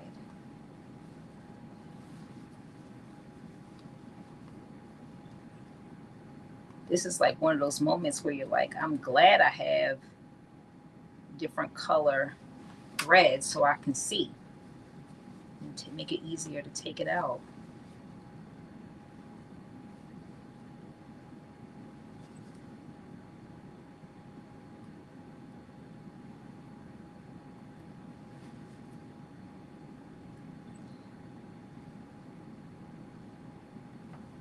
Is that the right?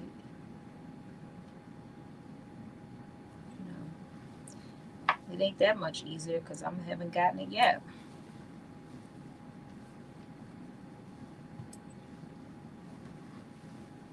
Maybe it's easier from this side.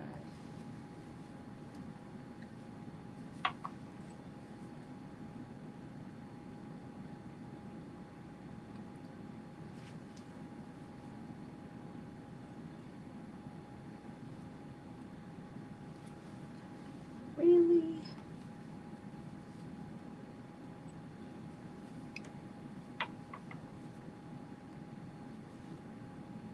If this didn't look bad from the outside, I wouldn't even worry about it, but it does. So I gotta take it out.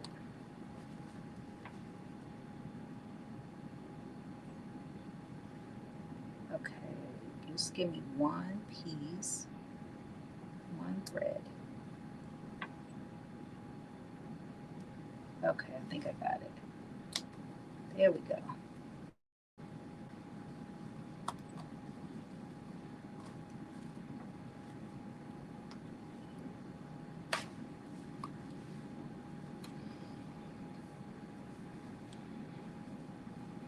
All right, let me just loosen this and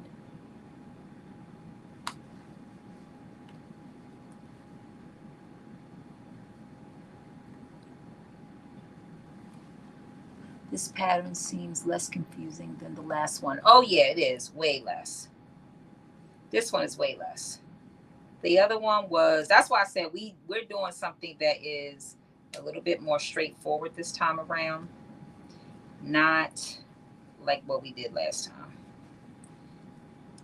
This one is definitely more straightforward. The other one is very cute, and I feel like when I make it again, it's going to be so much easier because we worked out all the kinks together. Honestly, it's going to take a little bit of time again because of all the pin tucks. But at least we're not going to, I would rather spend time knowing what I'm doing than spend time making mistakes because I don't know what I'm doing or it's not clear. That's the part that's frustrating. But I mean, at this point, that's why we do it together on live so that if, somebody else wants to make it, it's, it's a little simpler for that reason.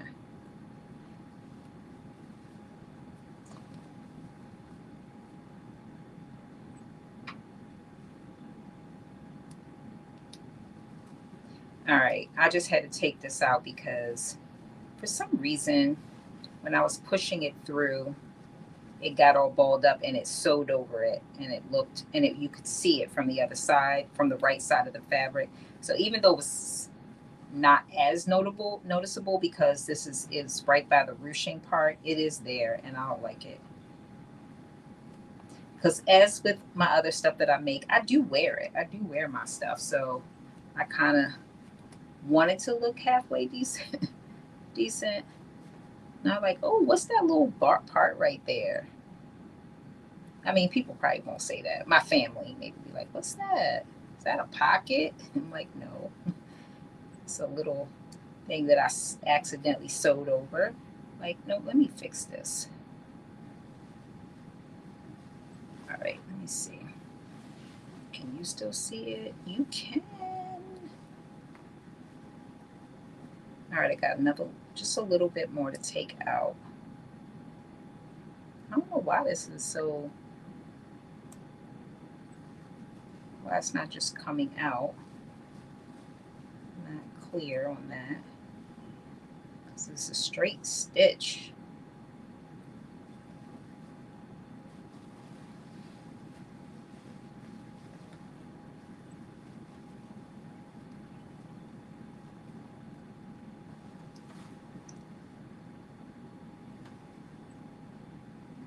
Okay, here we go. I think I got it. I think I got it.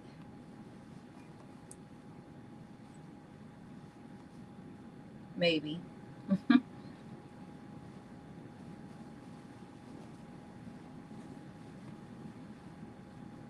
I don't know what in the world I was doing right here. This piece is just all balled up, and I'm not really sure why it's balled up this bad.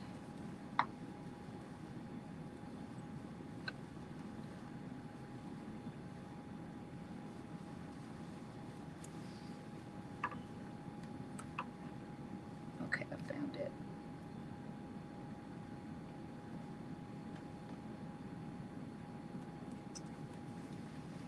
All right, I think I got it loose. I think. Nope, it's one more piece. Oh, maybe not. Maybe I got it. And I'm going to sew this from this side. One more. Yeah, this is all me. Something I did.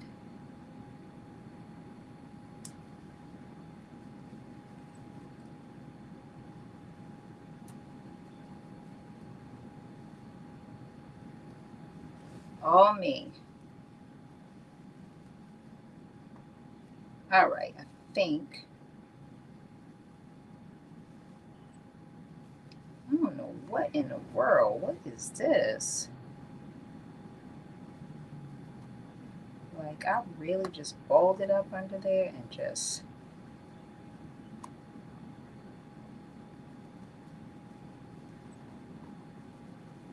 All right, I think you're good to go. Let me see. That's all out. Okay. This little piece. This is dang on near the whole thing. Side.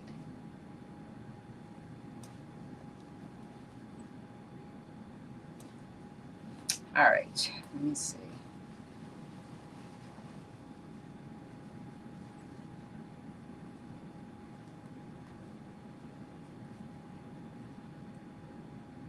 This is where they say take your time, don't go fast, make sure it's not balled up underneath all the things, because then you spend more time seam ripping it apart, straightening it out, and that's what I'm doing. The middle of it got balled up in there and it sewed over it, and it created wrinkles that you could see from the right side. Okay, now I think I can sew it on there. I think. Yeah, that's good, that's good. I'll just take a little bit more. Be more careful on the other side, that's for sure. All right. I think that looks pretty good.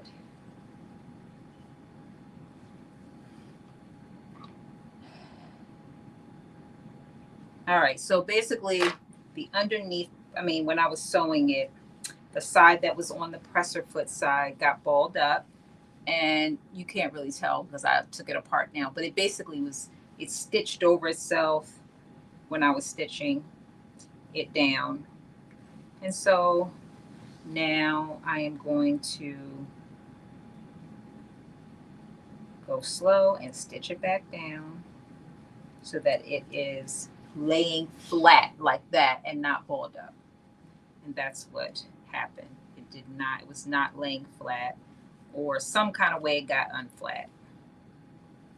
So here we go again. Fingers crossed.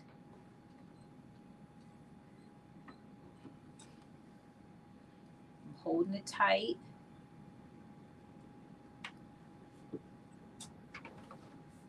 Okay, here we go.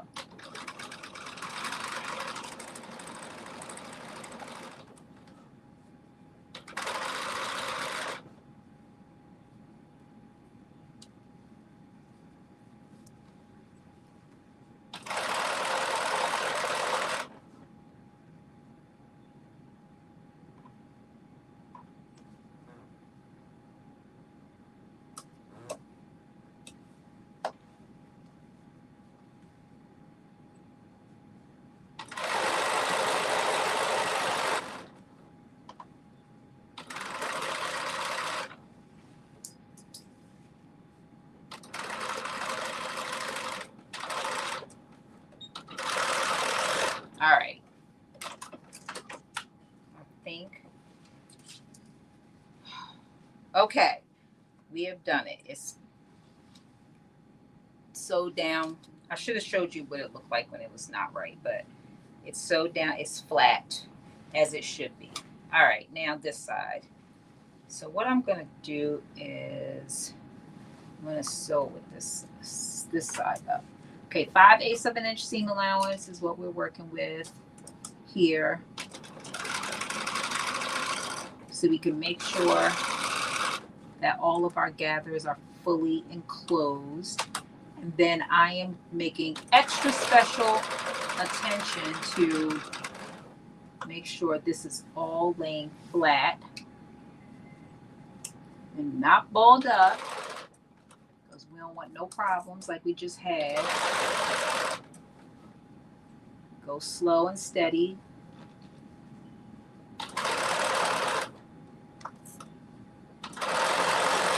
What we thought we was doing the first time around.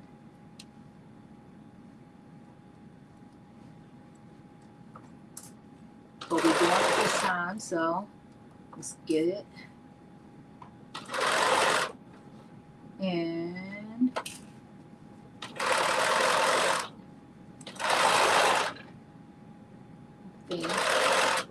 I think we have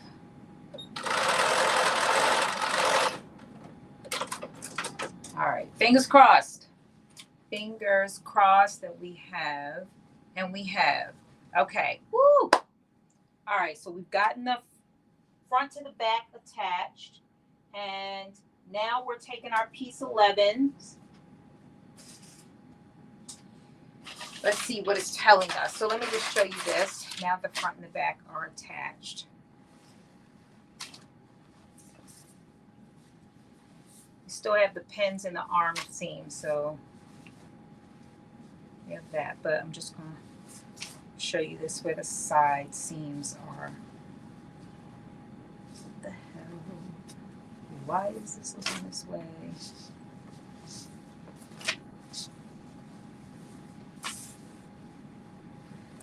Okay, turned over. I was like, what?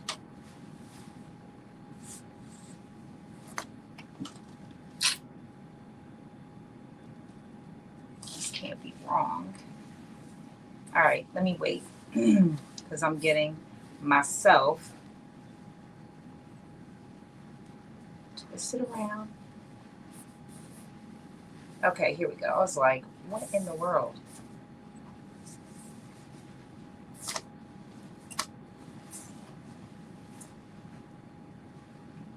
Okay, back, front.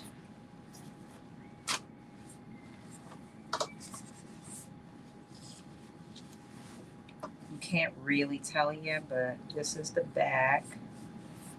This is the front, which you're looking at right now. I'm just holding it up because remember, it's not sewed down on the around the arms, the shoulder part. This is just the side seams, but anyway, this is the front of it. This is the front. It's got the crossover. Can't really tell that good, but this is a trust the process moment. And then, of course, this is the back. What it looks like so far. And again, we still have all of those pins in the top, so that's why you can't really see the shape of it yet. But get it back on the right side, because get around the shoulders, I'm sorry, the arms and the shoulders. Is it the arms? Yeah, the shoulders. That's where it's not kind of pinned down yet. So you can't get a real good full look. And I'm making sure my pins don't come out because, as I mentioned, everything does not go to the edge. So we want to make sure we don't accidentally stretch it out. All right, here we go. So we are going to stitch the ends of our armhole bindings. Again, this is the shoulder strap armhole bindings. So we're going to stitch the ends together of one. Is it both ends or one? Stitch ends of armhole binding and shoulder strap. So it's one. So we're stitching it together like this for both of them. So not together, meaning not together, but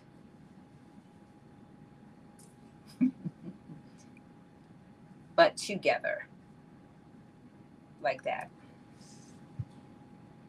So right side's facing. It wants us to do, oh, it's not anything specific, so we're doing 5/8.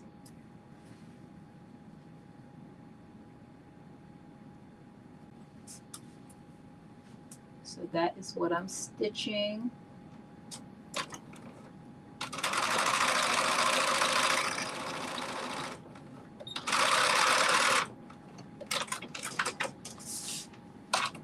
One down, one to go.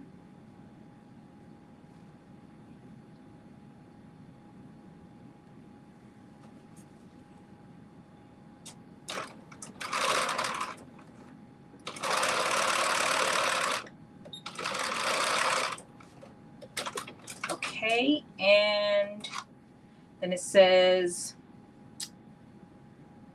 with right sides together, pin the binding to the armhole edge, matching the large and small dots and the seams. Let me see, where am I? Okay, here are dots. So the seam here matches up with the seam of the armhole. So on both.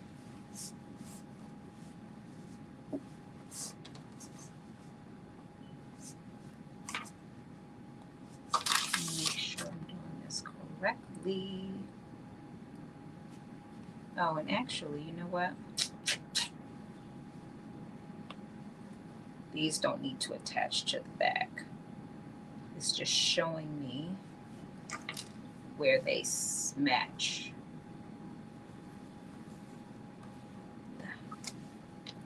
And I accidentally pinned this down too. I'm like, what in the world? I don't know what I was doing. I think in the process of me sewing this down with the gathered side up, trying to make sure that that is okay, I have literally just messed up the other side. I see where I stitched this not down all the way. I didn't stitch this piece.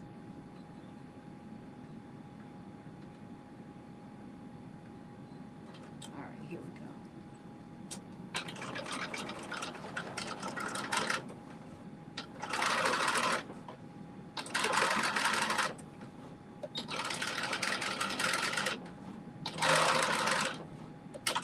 Okay.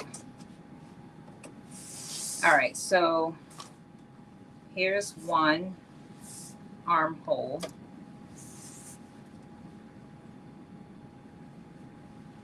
Got my seam open.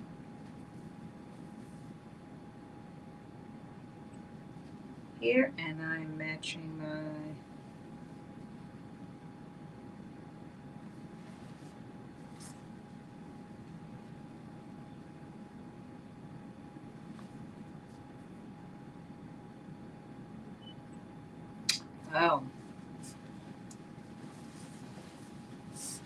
turn this for, so before we put the, so I am going to take off,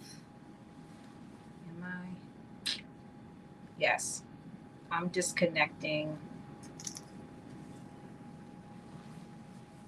these are the shoulder pieces. I'm taking the pins out of those because they go to the arm, they connect to the, obviously connect to the armhole too. What in the world?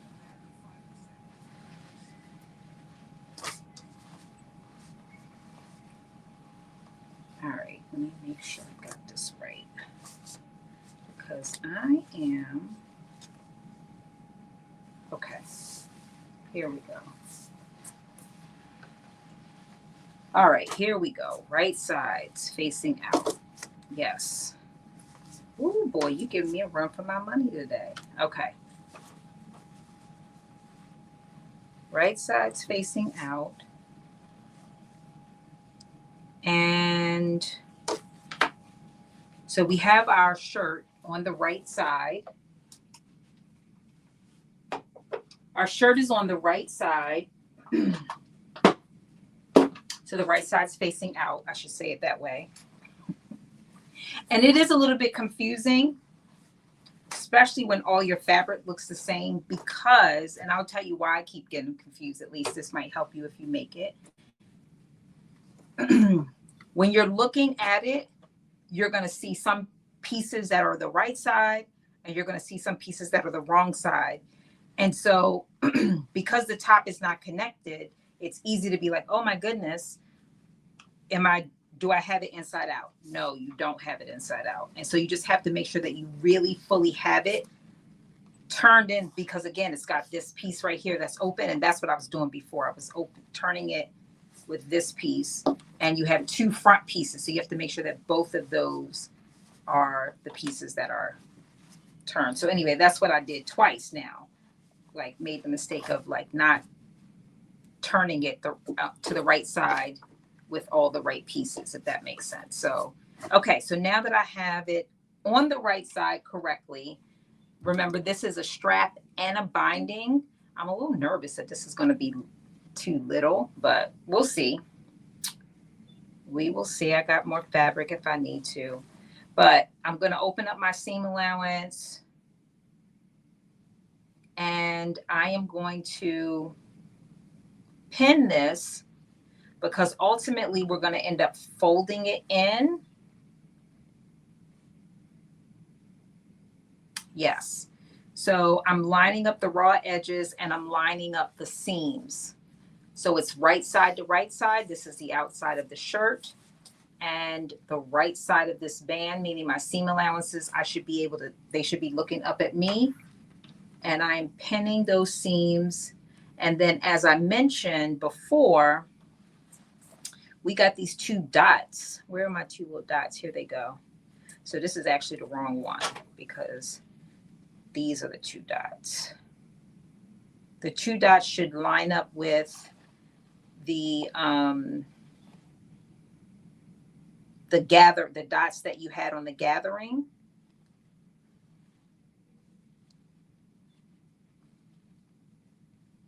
So I am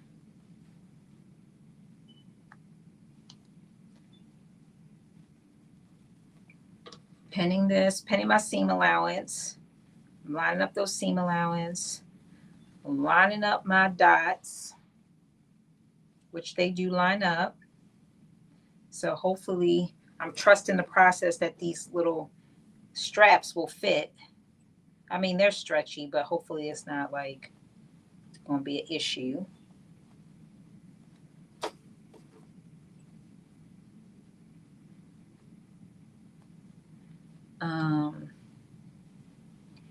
And then I'm pinning it down the top of the shirt.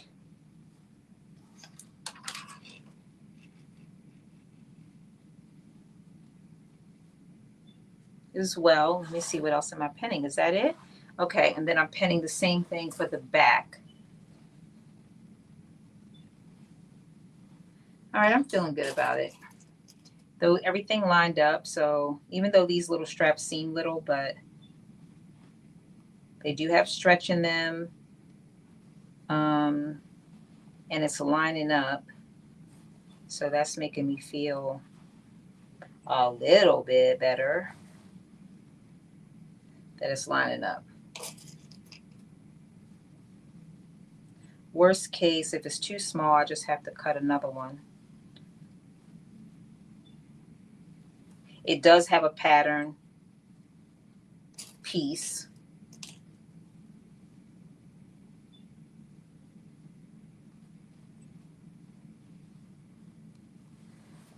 That seems so little. Look at that. Looks like a little strap, I'm gonna try to stretch it out a little bit, see if that makes a difference. At least on this side.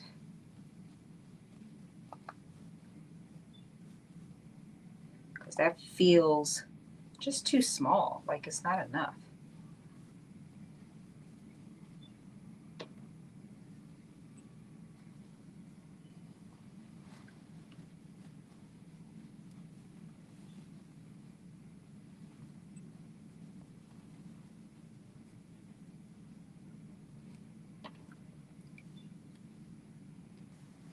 Good night.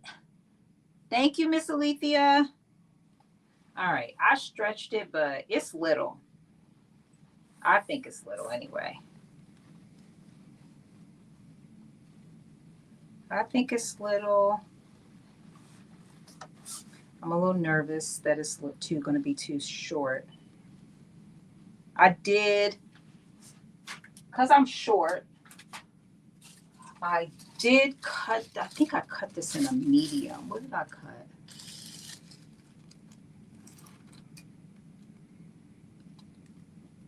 Oh, yeah, this is too small. I cut it too small. I cut a small, and I cut a small in these straps, and I cut a large pattern. So that's why it's so little. So we're going to cut, oh, and I got rid of it.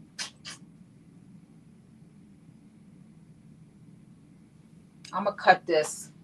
Give me 2 seconds. I'm going to recut this and add like a little bit of length onto it.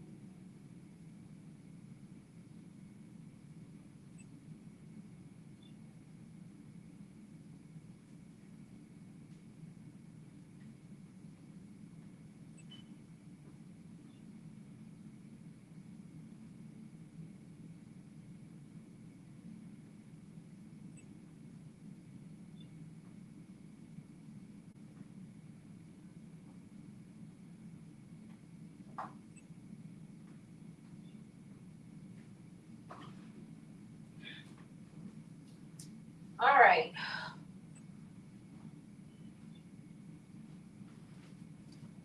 Okay. I added a few more inches on. Here's the first one, small, and here's the large. I feel like that should be enough. Yeah, that was definitely me going rogue and thinking, oh, you know what? I'm short. You know, my shoulders are not that long. And now I'm thinking, okay,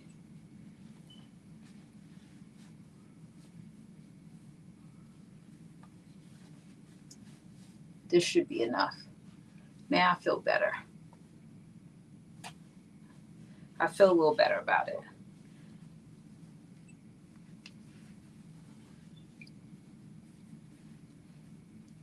So right sides together. 5/8. I'm definitely not a small. Not anymore.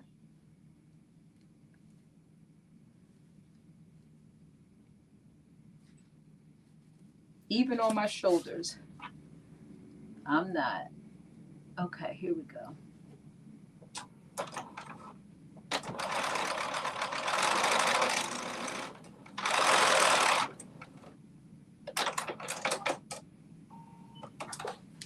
And I do need to do this. I should have did this first before I put this thing on, but I didn't. I should have put those two little dots on because that just helps to make sure that I have, I'm not overly stretching it more. So let's just see, where's my, oh, here we go. I am just going to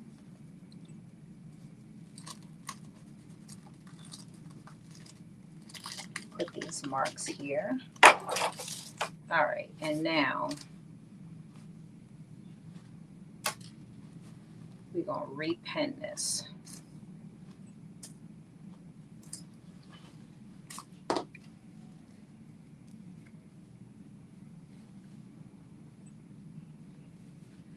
All right.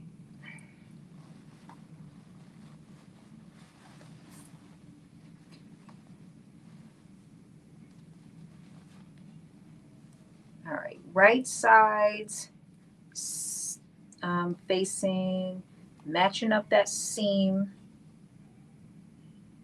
again. Yep, there we go. And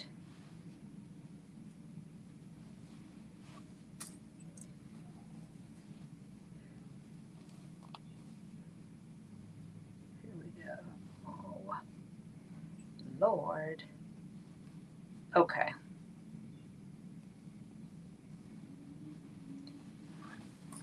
Make sure.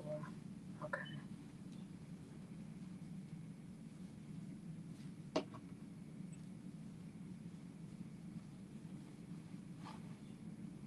And oh, thank you.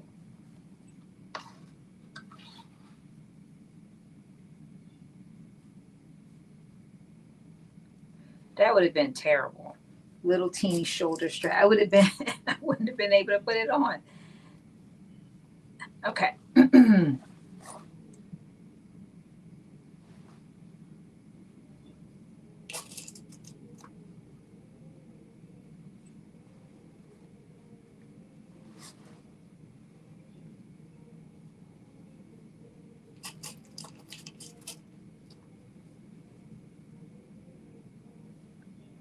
This was supposed to be our palette cleanser. I still feel like my palette is being cleansed, for the record. Ah.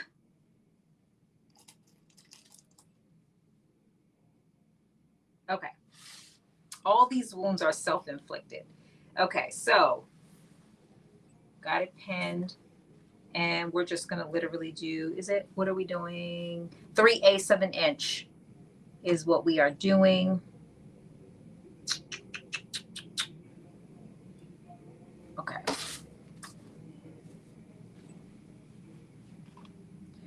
Right sides together, pin the binding to the armhole edge, matching the large and small dots and seams. We did that. Stitch in 3/8 of an inch, stretching binding to fit. We will be doing that, but not as much as we would have had to if I wouldn't have pre-cut these. All right, so before we do that, we're going to do the other arm. Same thing. Let me find my center seam. Okay, here we go. Well, let me find my, oh, here we go. Center seam right there.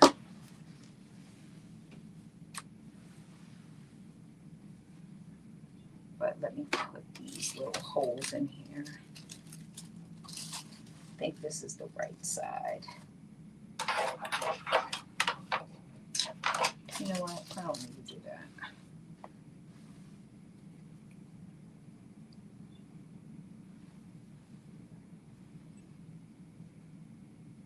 Yeah, that's the only thing about these fabrics where it is, you know, you could use either side, but both sides look just a little teeny bit different.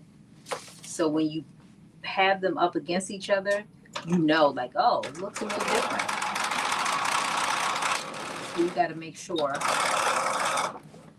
you are using the same side, I should say, of the fabric. Other people may not know, but you'll know.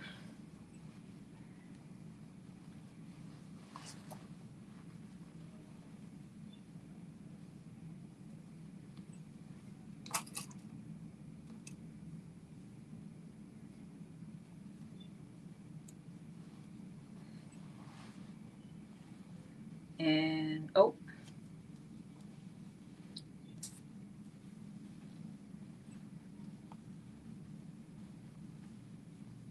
when you're putting this on, you got to make sure you put it so that the circle is actually going around the armhole. If that makes sense.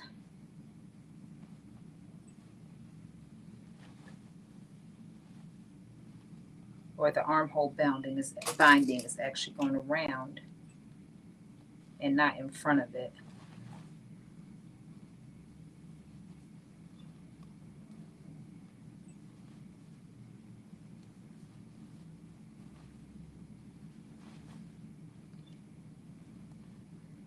Okay.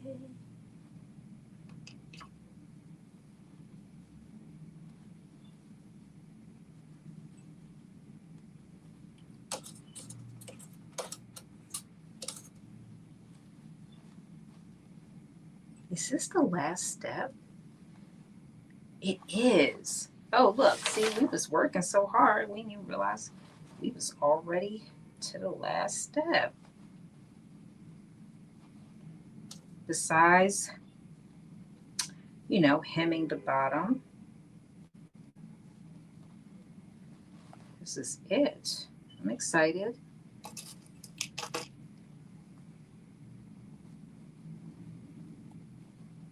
We get to all of our favorite part, which is trying it on. Okay, so I have pinned both of these on. They're not twisted at all. And now I am going to 3/8.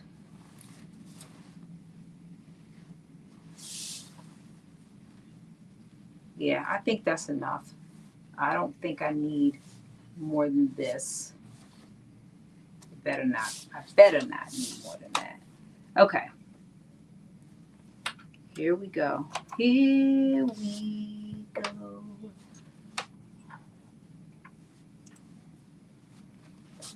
Three-eighths. So that's right here.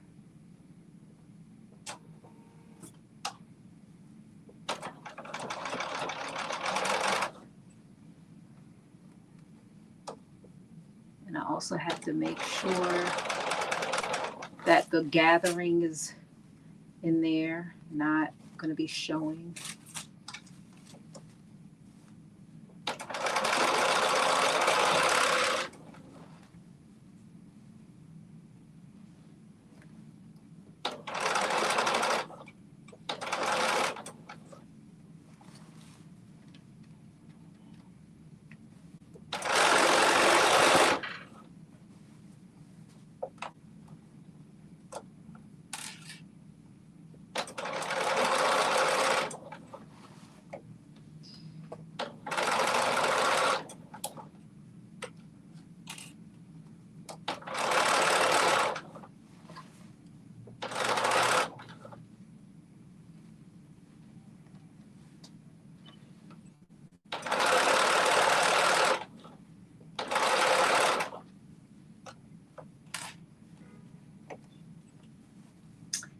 We are making, what time is it? Oh, 2:30. To me, 2 hours, 30 minutes. I always say what time it is, and then I tell you how many hours we've been on. Y'all probably know that by now.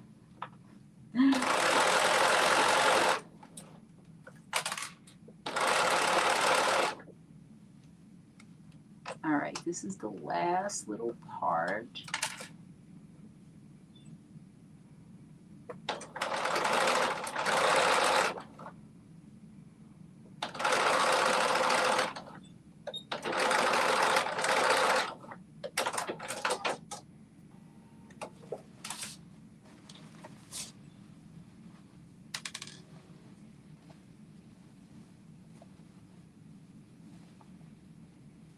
I bet you it's like this, yeah.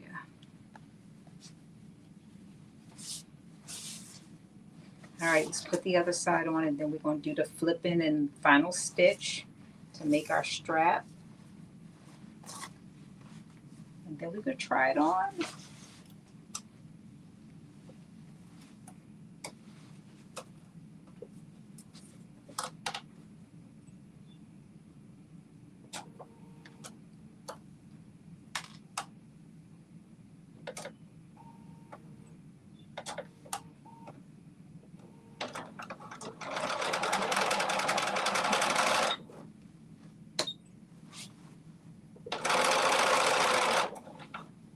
And again, I'm taking my time a little bit because I want to make sure that there is no bunching,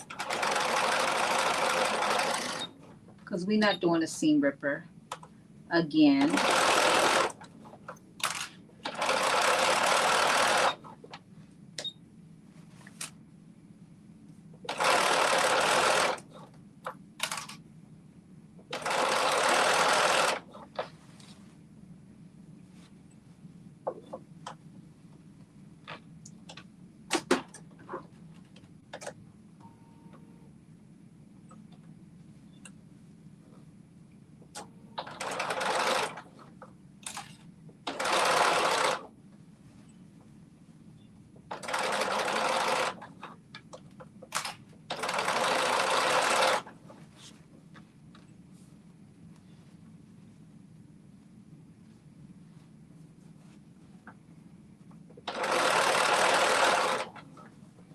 Okay, I'm just making sure that everything is not bunched up and it's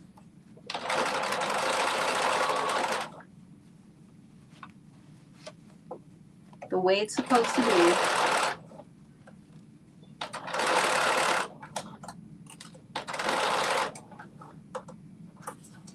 All right, last.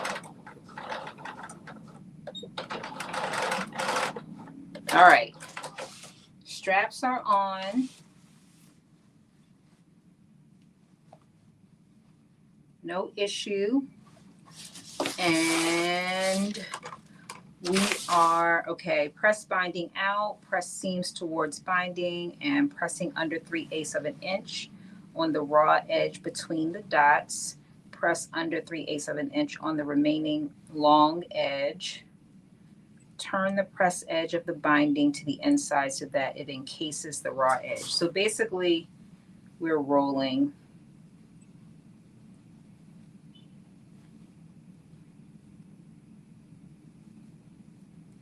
Let me see if that is what it is doing. So it encase, where am I? Okay. Press the binding out, press seam towards the binding, and pressing under 3/8 on the raw edge.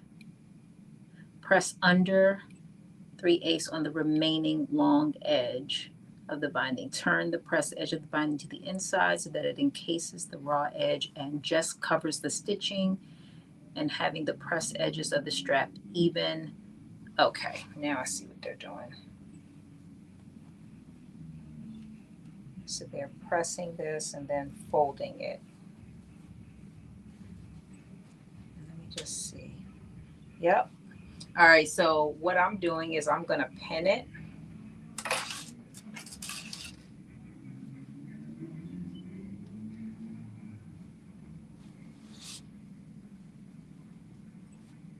All the way.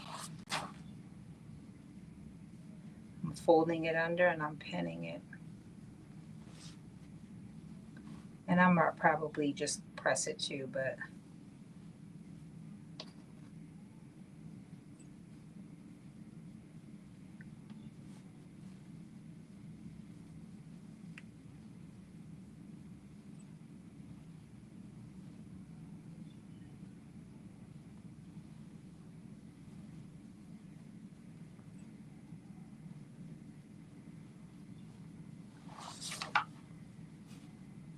so around the binding part, this is actually easy because the other side is already pinned down, I mean stitched down. But then when you get to the open part,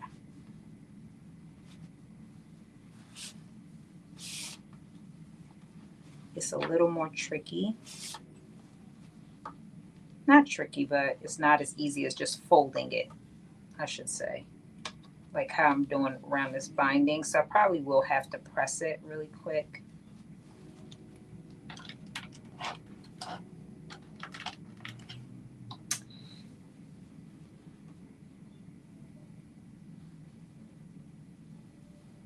Yeah, that's pretty easy right there. But it does actually fold up pretty good because you've stitched it down. So it already kind of folds in.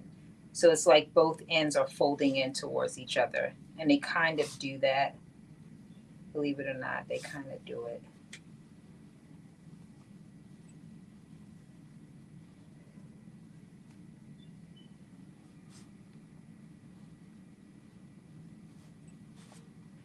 Here we go.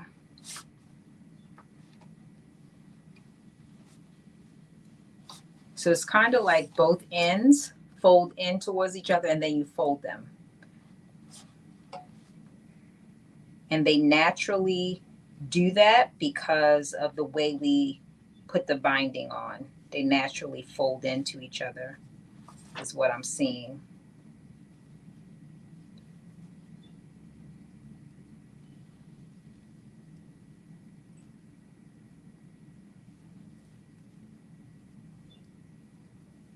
So I am going to press it, but while I'm waiting for the iron, which is already heated up, but I'm just going to.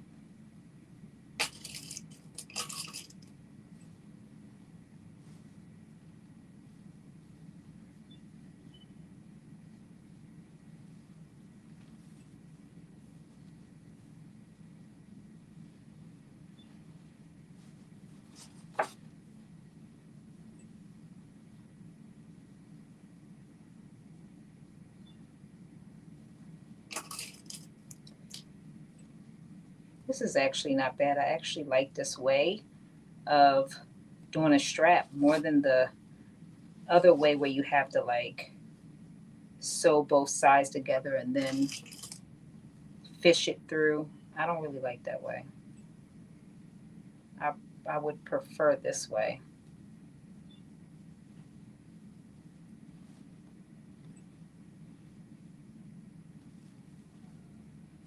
Let me just make sure that this is lining up the way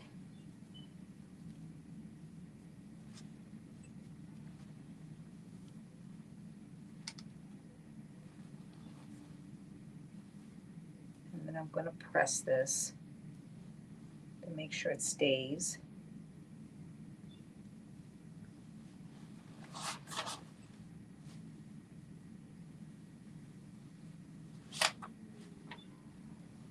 All right, one side is pretty much pinned down.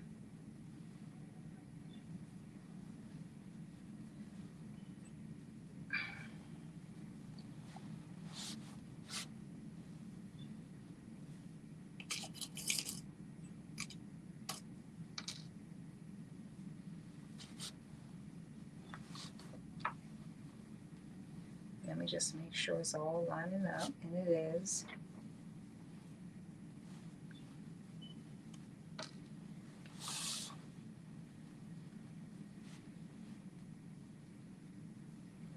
Just making sure it's all going to be covering the gathering so it has a nice clean finish when I sew it. So it'll be clean on the inside, clean on the outside.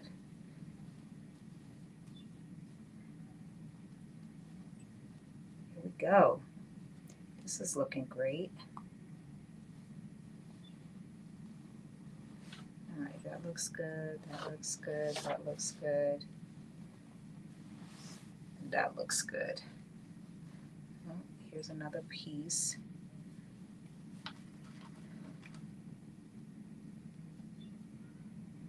All right, one strap done. Do this other strap. Same thing. Fold it.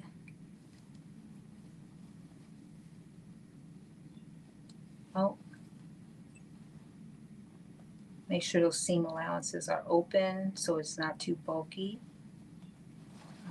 Unless if you did like I did, which is sew them down.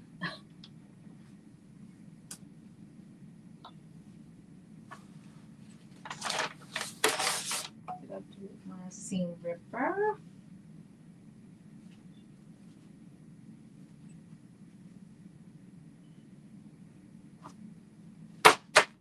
Oh, it's okay. It's not the worst thing in the world.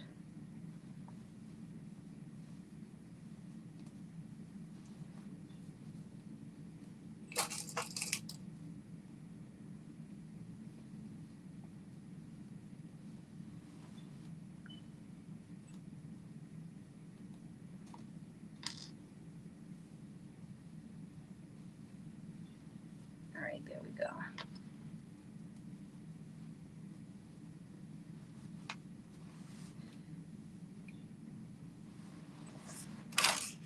So this is the last part, which is again to fold these pieces, fold the edges of this in, and you're basically going to be folding kind of two folds together, basically. When you get to the strap part, the binding is just folding it under and then covering the raw edge of the inside of the armhole.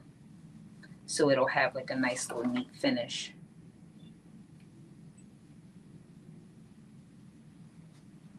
On the inside. And I'll show you, once I press it, I'll show you before I stitch it. So you'll be able to see exactly what I mean. And then when you get to the strap part, it's just folding both sides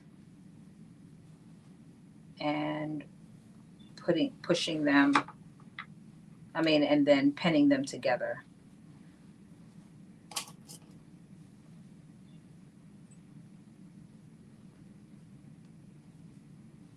So I really like this way. This is a good way to put a strap on. Arm binding combined with the strap I could really get with that. This is like one of those methods that you learn and then you start doing it with everything. You're like, I'm going to do it this way.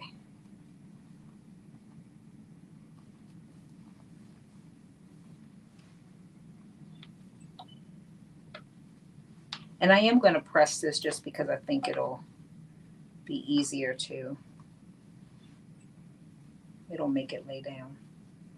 They telling us to press it first, but I'm pinning it because I feel like it's easier to pin it than to try to hold this little piece underneath a hot iron.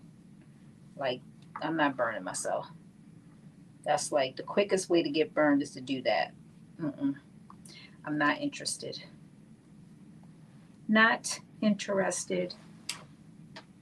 Okay. So now just fold these two sides in.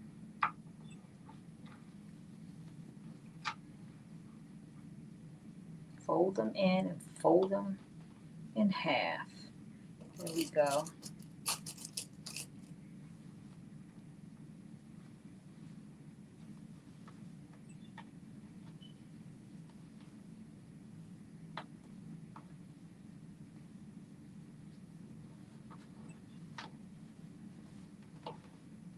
Yep, there we go.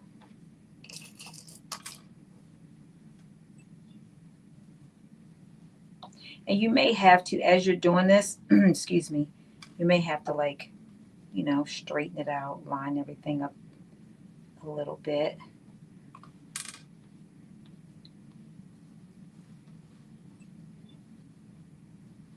There we go.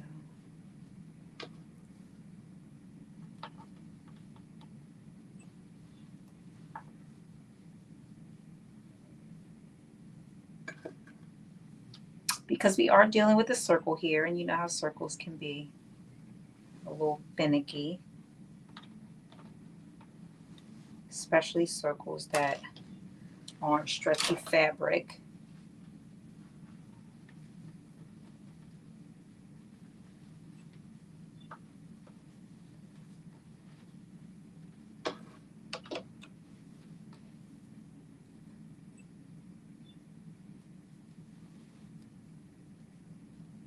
All right, I think we have done what we came to do. That's what I think. I think we have, ow, come on. We have done what we came to do. And let me just make sure that all of these seams around the binding, all the stitching, all the gathering is going to be covered. I'll see that we belong under there. Like that and like so. All right. Let me press this real quick, and I'm gonna show you all this magic. I'm calling it magic. What time is it? Oh yeah, we got to speed it up.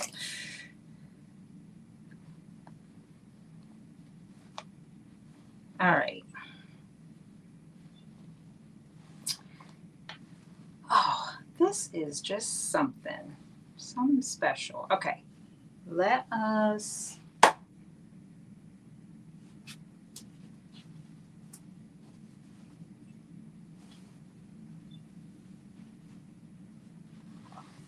I don't want no problems. We done made it this far. We not trying to get messed up. So I'm gonna press the.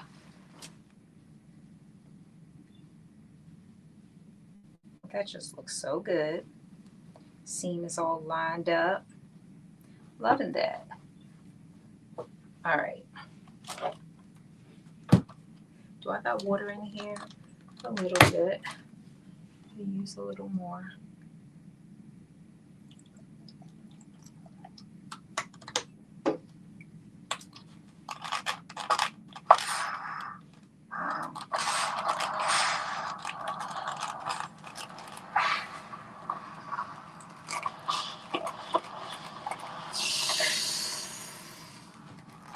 My pens didn't like that.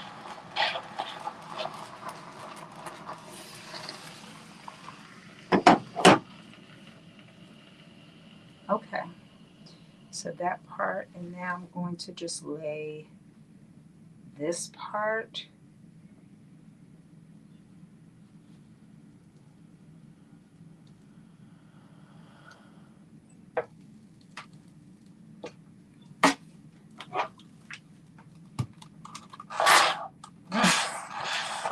Scared myself. That's steaming.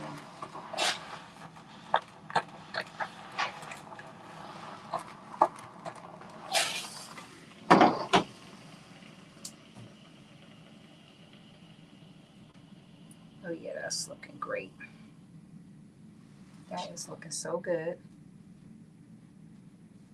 All right, while that's cooling off, I'm gonna press this side. Same thing.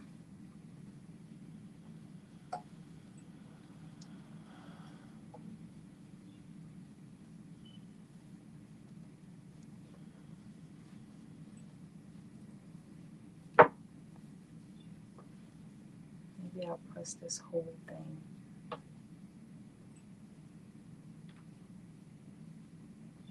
What are you doing? Let me make sure.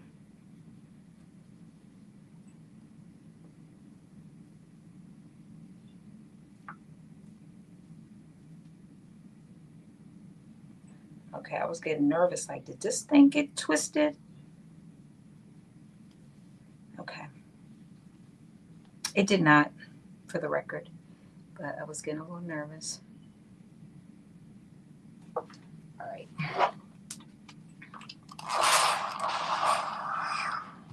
This thing is hot.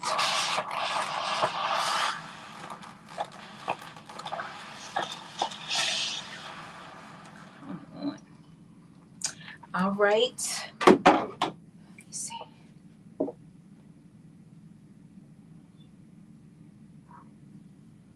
Then the pens is hot, so you can't be touching anything. Just making sure that's pressed on down like it's supposed to be. All right, let me show you what I did. Move this out the way. So basically, this is the armhole right here, and this, what you're seeing on the top, is basically like a casing around the raw edge of the armhole. That's what you're seeing. This is the right side that you're looking at now, and here's the wrong side of that, and you can see where I folded in the raw edge of the outside, folded it down, and when I stitch it, it's going to cover the raw edge of the inside. So you're not going to see any of those gathers right here, because all of that's going to be covered by that same fold on the inside. So this is the armband. It's basically, you folded it in this way and then you folded it again. So it's a fold against a fold, and that is what you're looking at here, which is basically the piece folded and then folded again. So the two folded edges are folded to each other.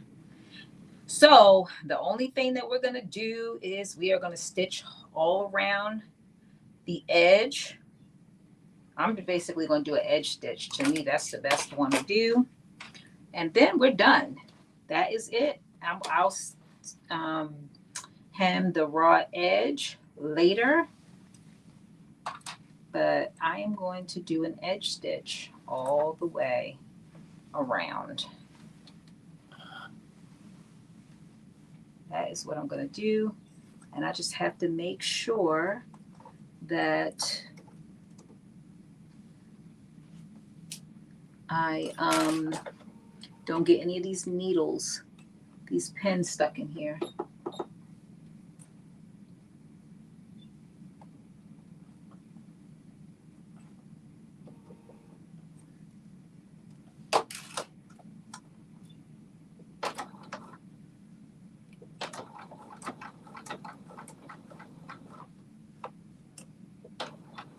And that's it. So we had a couple of self-inflicted wounds, but nothing too crazy.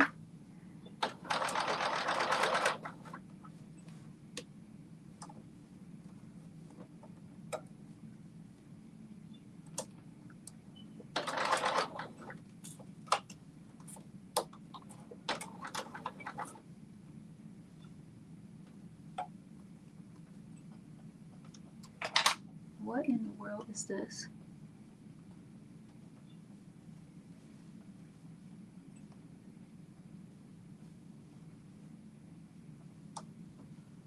Oh, snap. Pen gust. Okay, here we go. It's like, why is this not moving?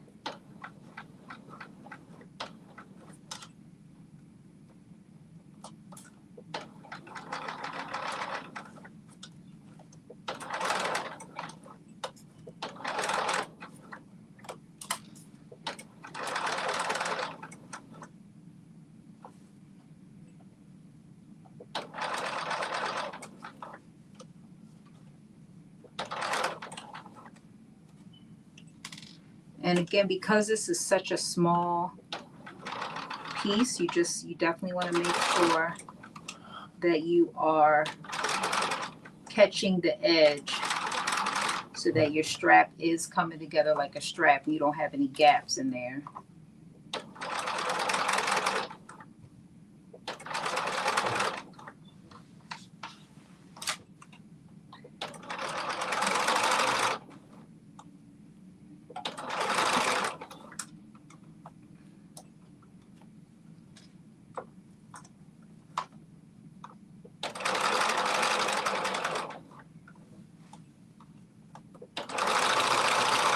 And I'm trying to do mine very, very close to the edge because, again, I have black thread and it doesn't match.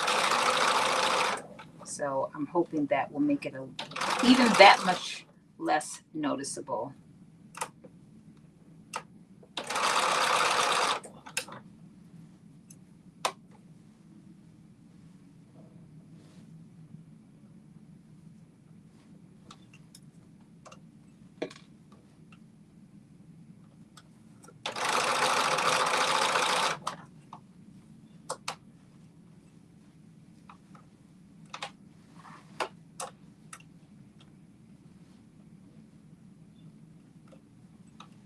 Go.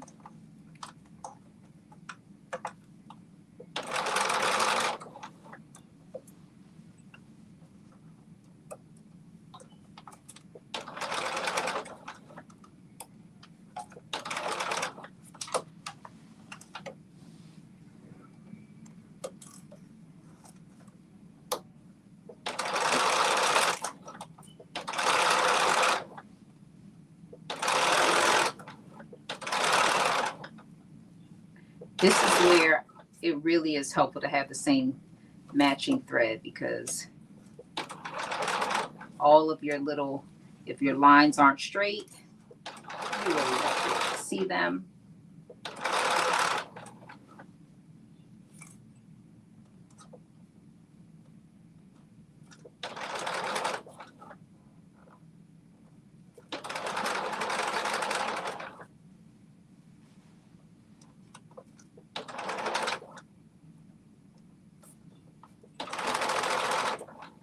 Oops.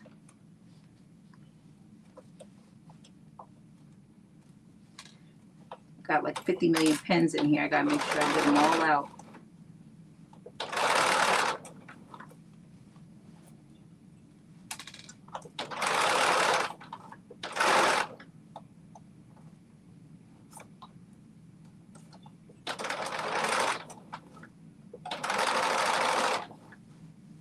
I think one strap is done. I think. Is it?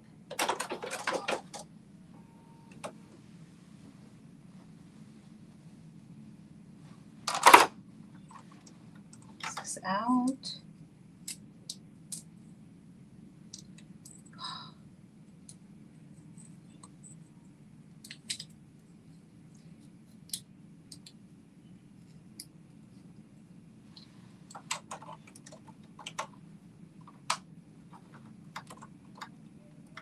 Last little bit. One more strap and a little bit to go on this one.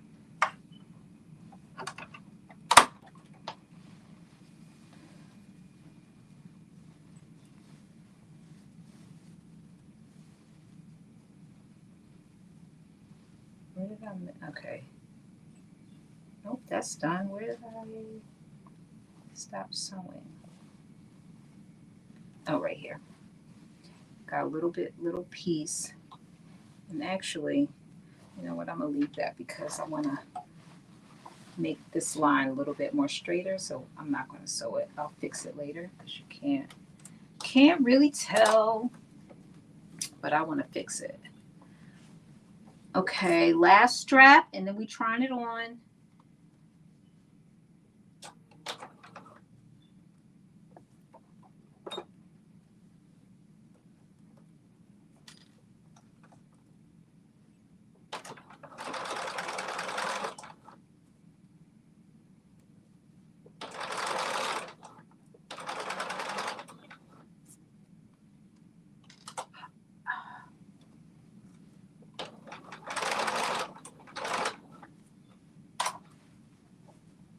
My least favorite thing, working with pens, I always get stuck. Always.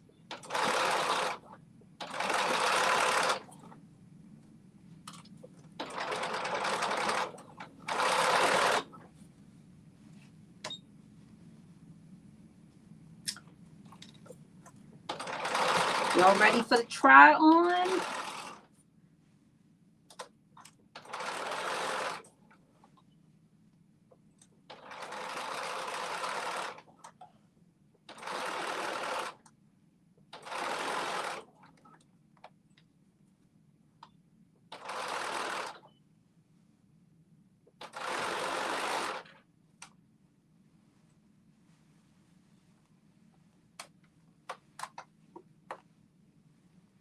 was going to say, please, Lord, if you let this thing be stuck on there, I'll die.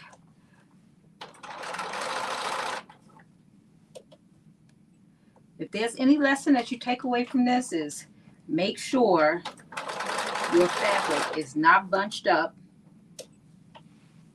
under this presser foot, because you will be taking it apart to fix it.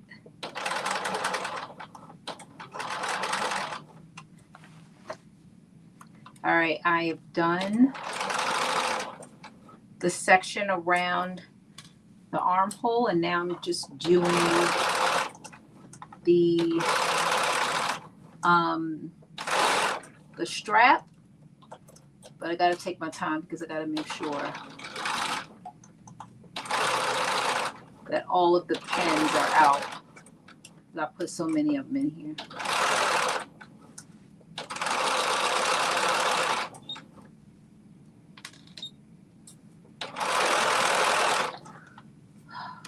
Thank y'all for hanging in there with me.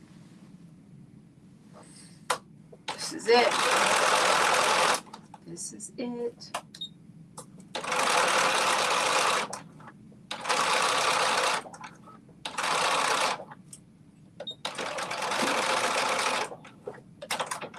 Booyah. Thank you, D. I feel like it's going to look really cute. Okay, so here it is. It feels big. I feel like every time I sew these based on my measurements, I feel like lately I've been way off. This is what happens when you kind of gain weight and you're like trying to figure it out. But anyway, we can already put this on and see what's going on. All right, I'll be back. I'll be back.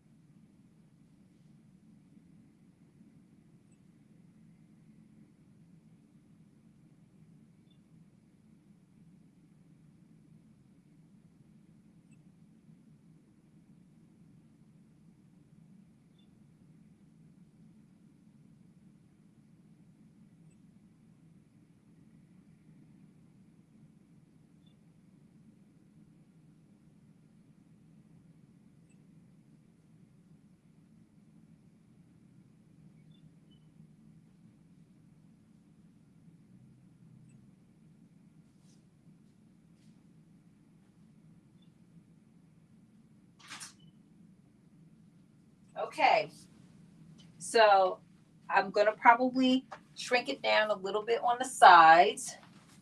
So, because I feel like it's a little bit too big. So, oh, let me put this down so y'all can see. So, and that'll be easy to do because I'll do that with my serger. I'm just going to take it on the sides, and not that much. But I did a large. I probably could have cut a medium. But it's not that bad. I mean, it's not bad. I feel like this is down here a little bit. And you can't see it, but once I kind of take this in a little bit on the sides, and then you can see the ruching a little bit, because again, it's supposed to be crop top like this. So once I'm going to repin it, and I'm literally just going to serge on both sides, probably like a 1/2 inch. Here's the back of it.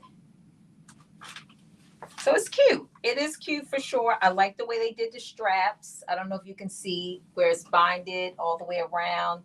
Again, the ruching turned out really good. The only thing I would say is this is probably like a little teeny bit too big. I got to get my sizing right. I've gained some weight and I'm still trying to figure it out.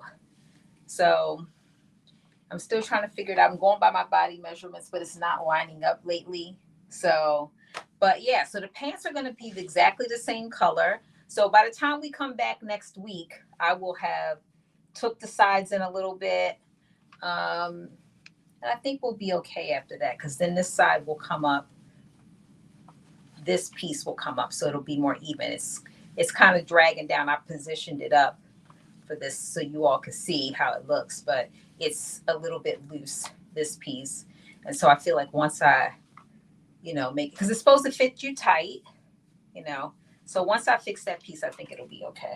But other than that, I think it's all good. I really like it. Here's the back. So we're going to do the leggings next week. I already have them cut. I have everything cut out. Thank you, Dee. Thank you, Shamir. Thank you, Gaynell. I appreciate y'all. Thank you, Diane. Thank y'all for watching and hanging in there. We had a couple of self-inflicted wounds that made us take a little bit longer, but it's not bad. It's definitely not bad. I think people who sew regularly will be able to like whip through this. And again, I especially like the way they did the straps, where we don't have to do all that kind of like flipping it in and out and all of that, especially for the little skinny straps. They lined up so well. So yeah, so that's it. So by the time we come back, this will be much more like up, because I'm gonna take my serger. That's a quick little fix. Take my serger and just go in, and I'll probably have to unloosen it, do the arm straps again, which is fine because I might take a little bit out of the arm straps too. But I definitely have to get my sizing right. I've been not great with my sizing lately, and yeah. So anyway, thank y'all for hanging in there. Thank you, Dee. Good night. Thank you, Gaynell. Thank you, Shamir. Yes, Shamir, I definitely love the color. I feel like you can't really see it that well as good on screen, but it's like a wine color. This is like totally my vibe. I like these kind of colors. I'm totally like a neutral tone girl. So anyway, I'm gonna hit you up, Shamir, and if you don't want me to join you, I won't be offended. But I'll find out your timing and see what time I land on my flight and all that kind of stuff. Maybe I could just hop on for a few minutes or a long time, whatever we decide. But anyway, I will see y'all next Friday. Thank y'all so much for hanging in there with me throughout this whole thing. I appreciate it. Stay tuned for the modified top look, because I'll do that before we come on next Friday to do the pants. And I am going to do the straps for the pant. The pants at the bottom had that little wrap strap. I'm going to do those ahead of time. We are not sewing those on live, but I'm going to do them ahead of time so that we can just attach them to the pants. So it's literally going to be a front, a back, a waistband, front and back, and those connecting those ties. We're going to just knock it out, I hope. And the top will be ready to go. So y'all get to see the complete monochromatic wine color bar outfit, or whatever you decide to use it for, because I won't be doing bar. Although I like bar, but I won't be doing it. I'm not strong enough. You got to be really strong to do bar and enjoy it. I think that's my personal opinion. If you lift weights, you will love bar. If you don't lift weights, bar will hurt. Anyway, I digress. Thank y'all so much. I did it again. Thank you, Natural Beauty. Thank you, Marilyn. Thank y'all. Good night. I hope y'all come back next Friday when we do the pants, and so you can see the updated version of the top. And I might even give you a sneak peek of where I'm at with the second tennis, or what is it called, pickleball dress thingamajig. If my fabric comes in by Wednesday, I might give y'all a sneak peek depending on what I can get done by then, because I'm out of town till Wednesday. Anyway, good night. Thank y'all. I appreciate y'all, and I will see y'all next Friday. Have a wonderful weekend. Bye, everybody.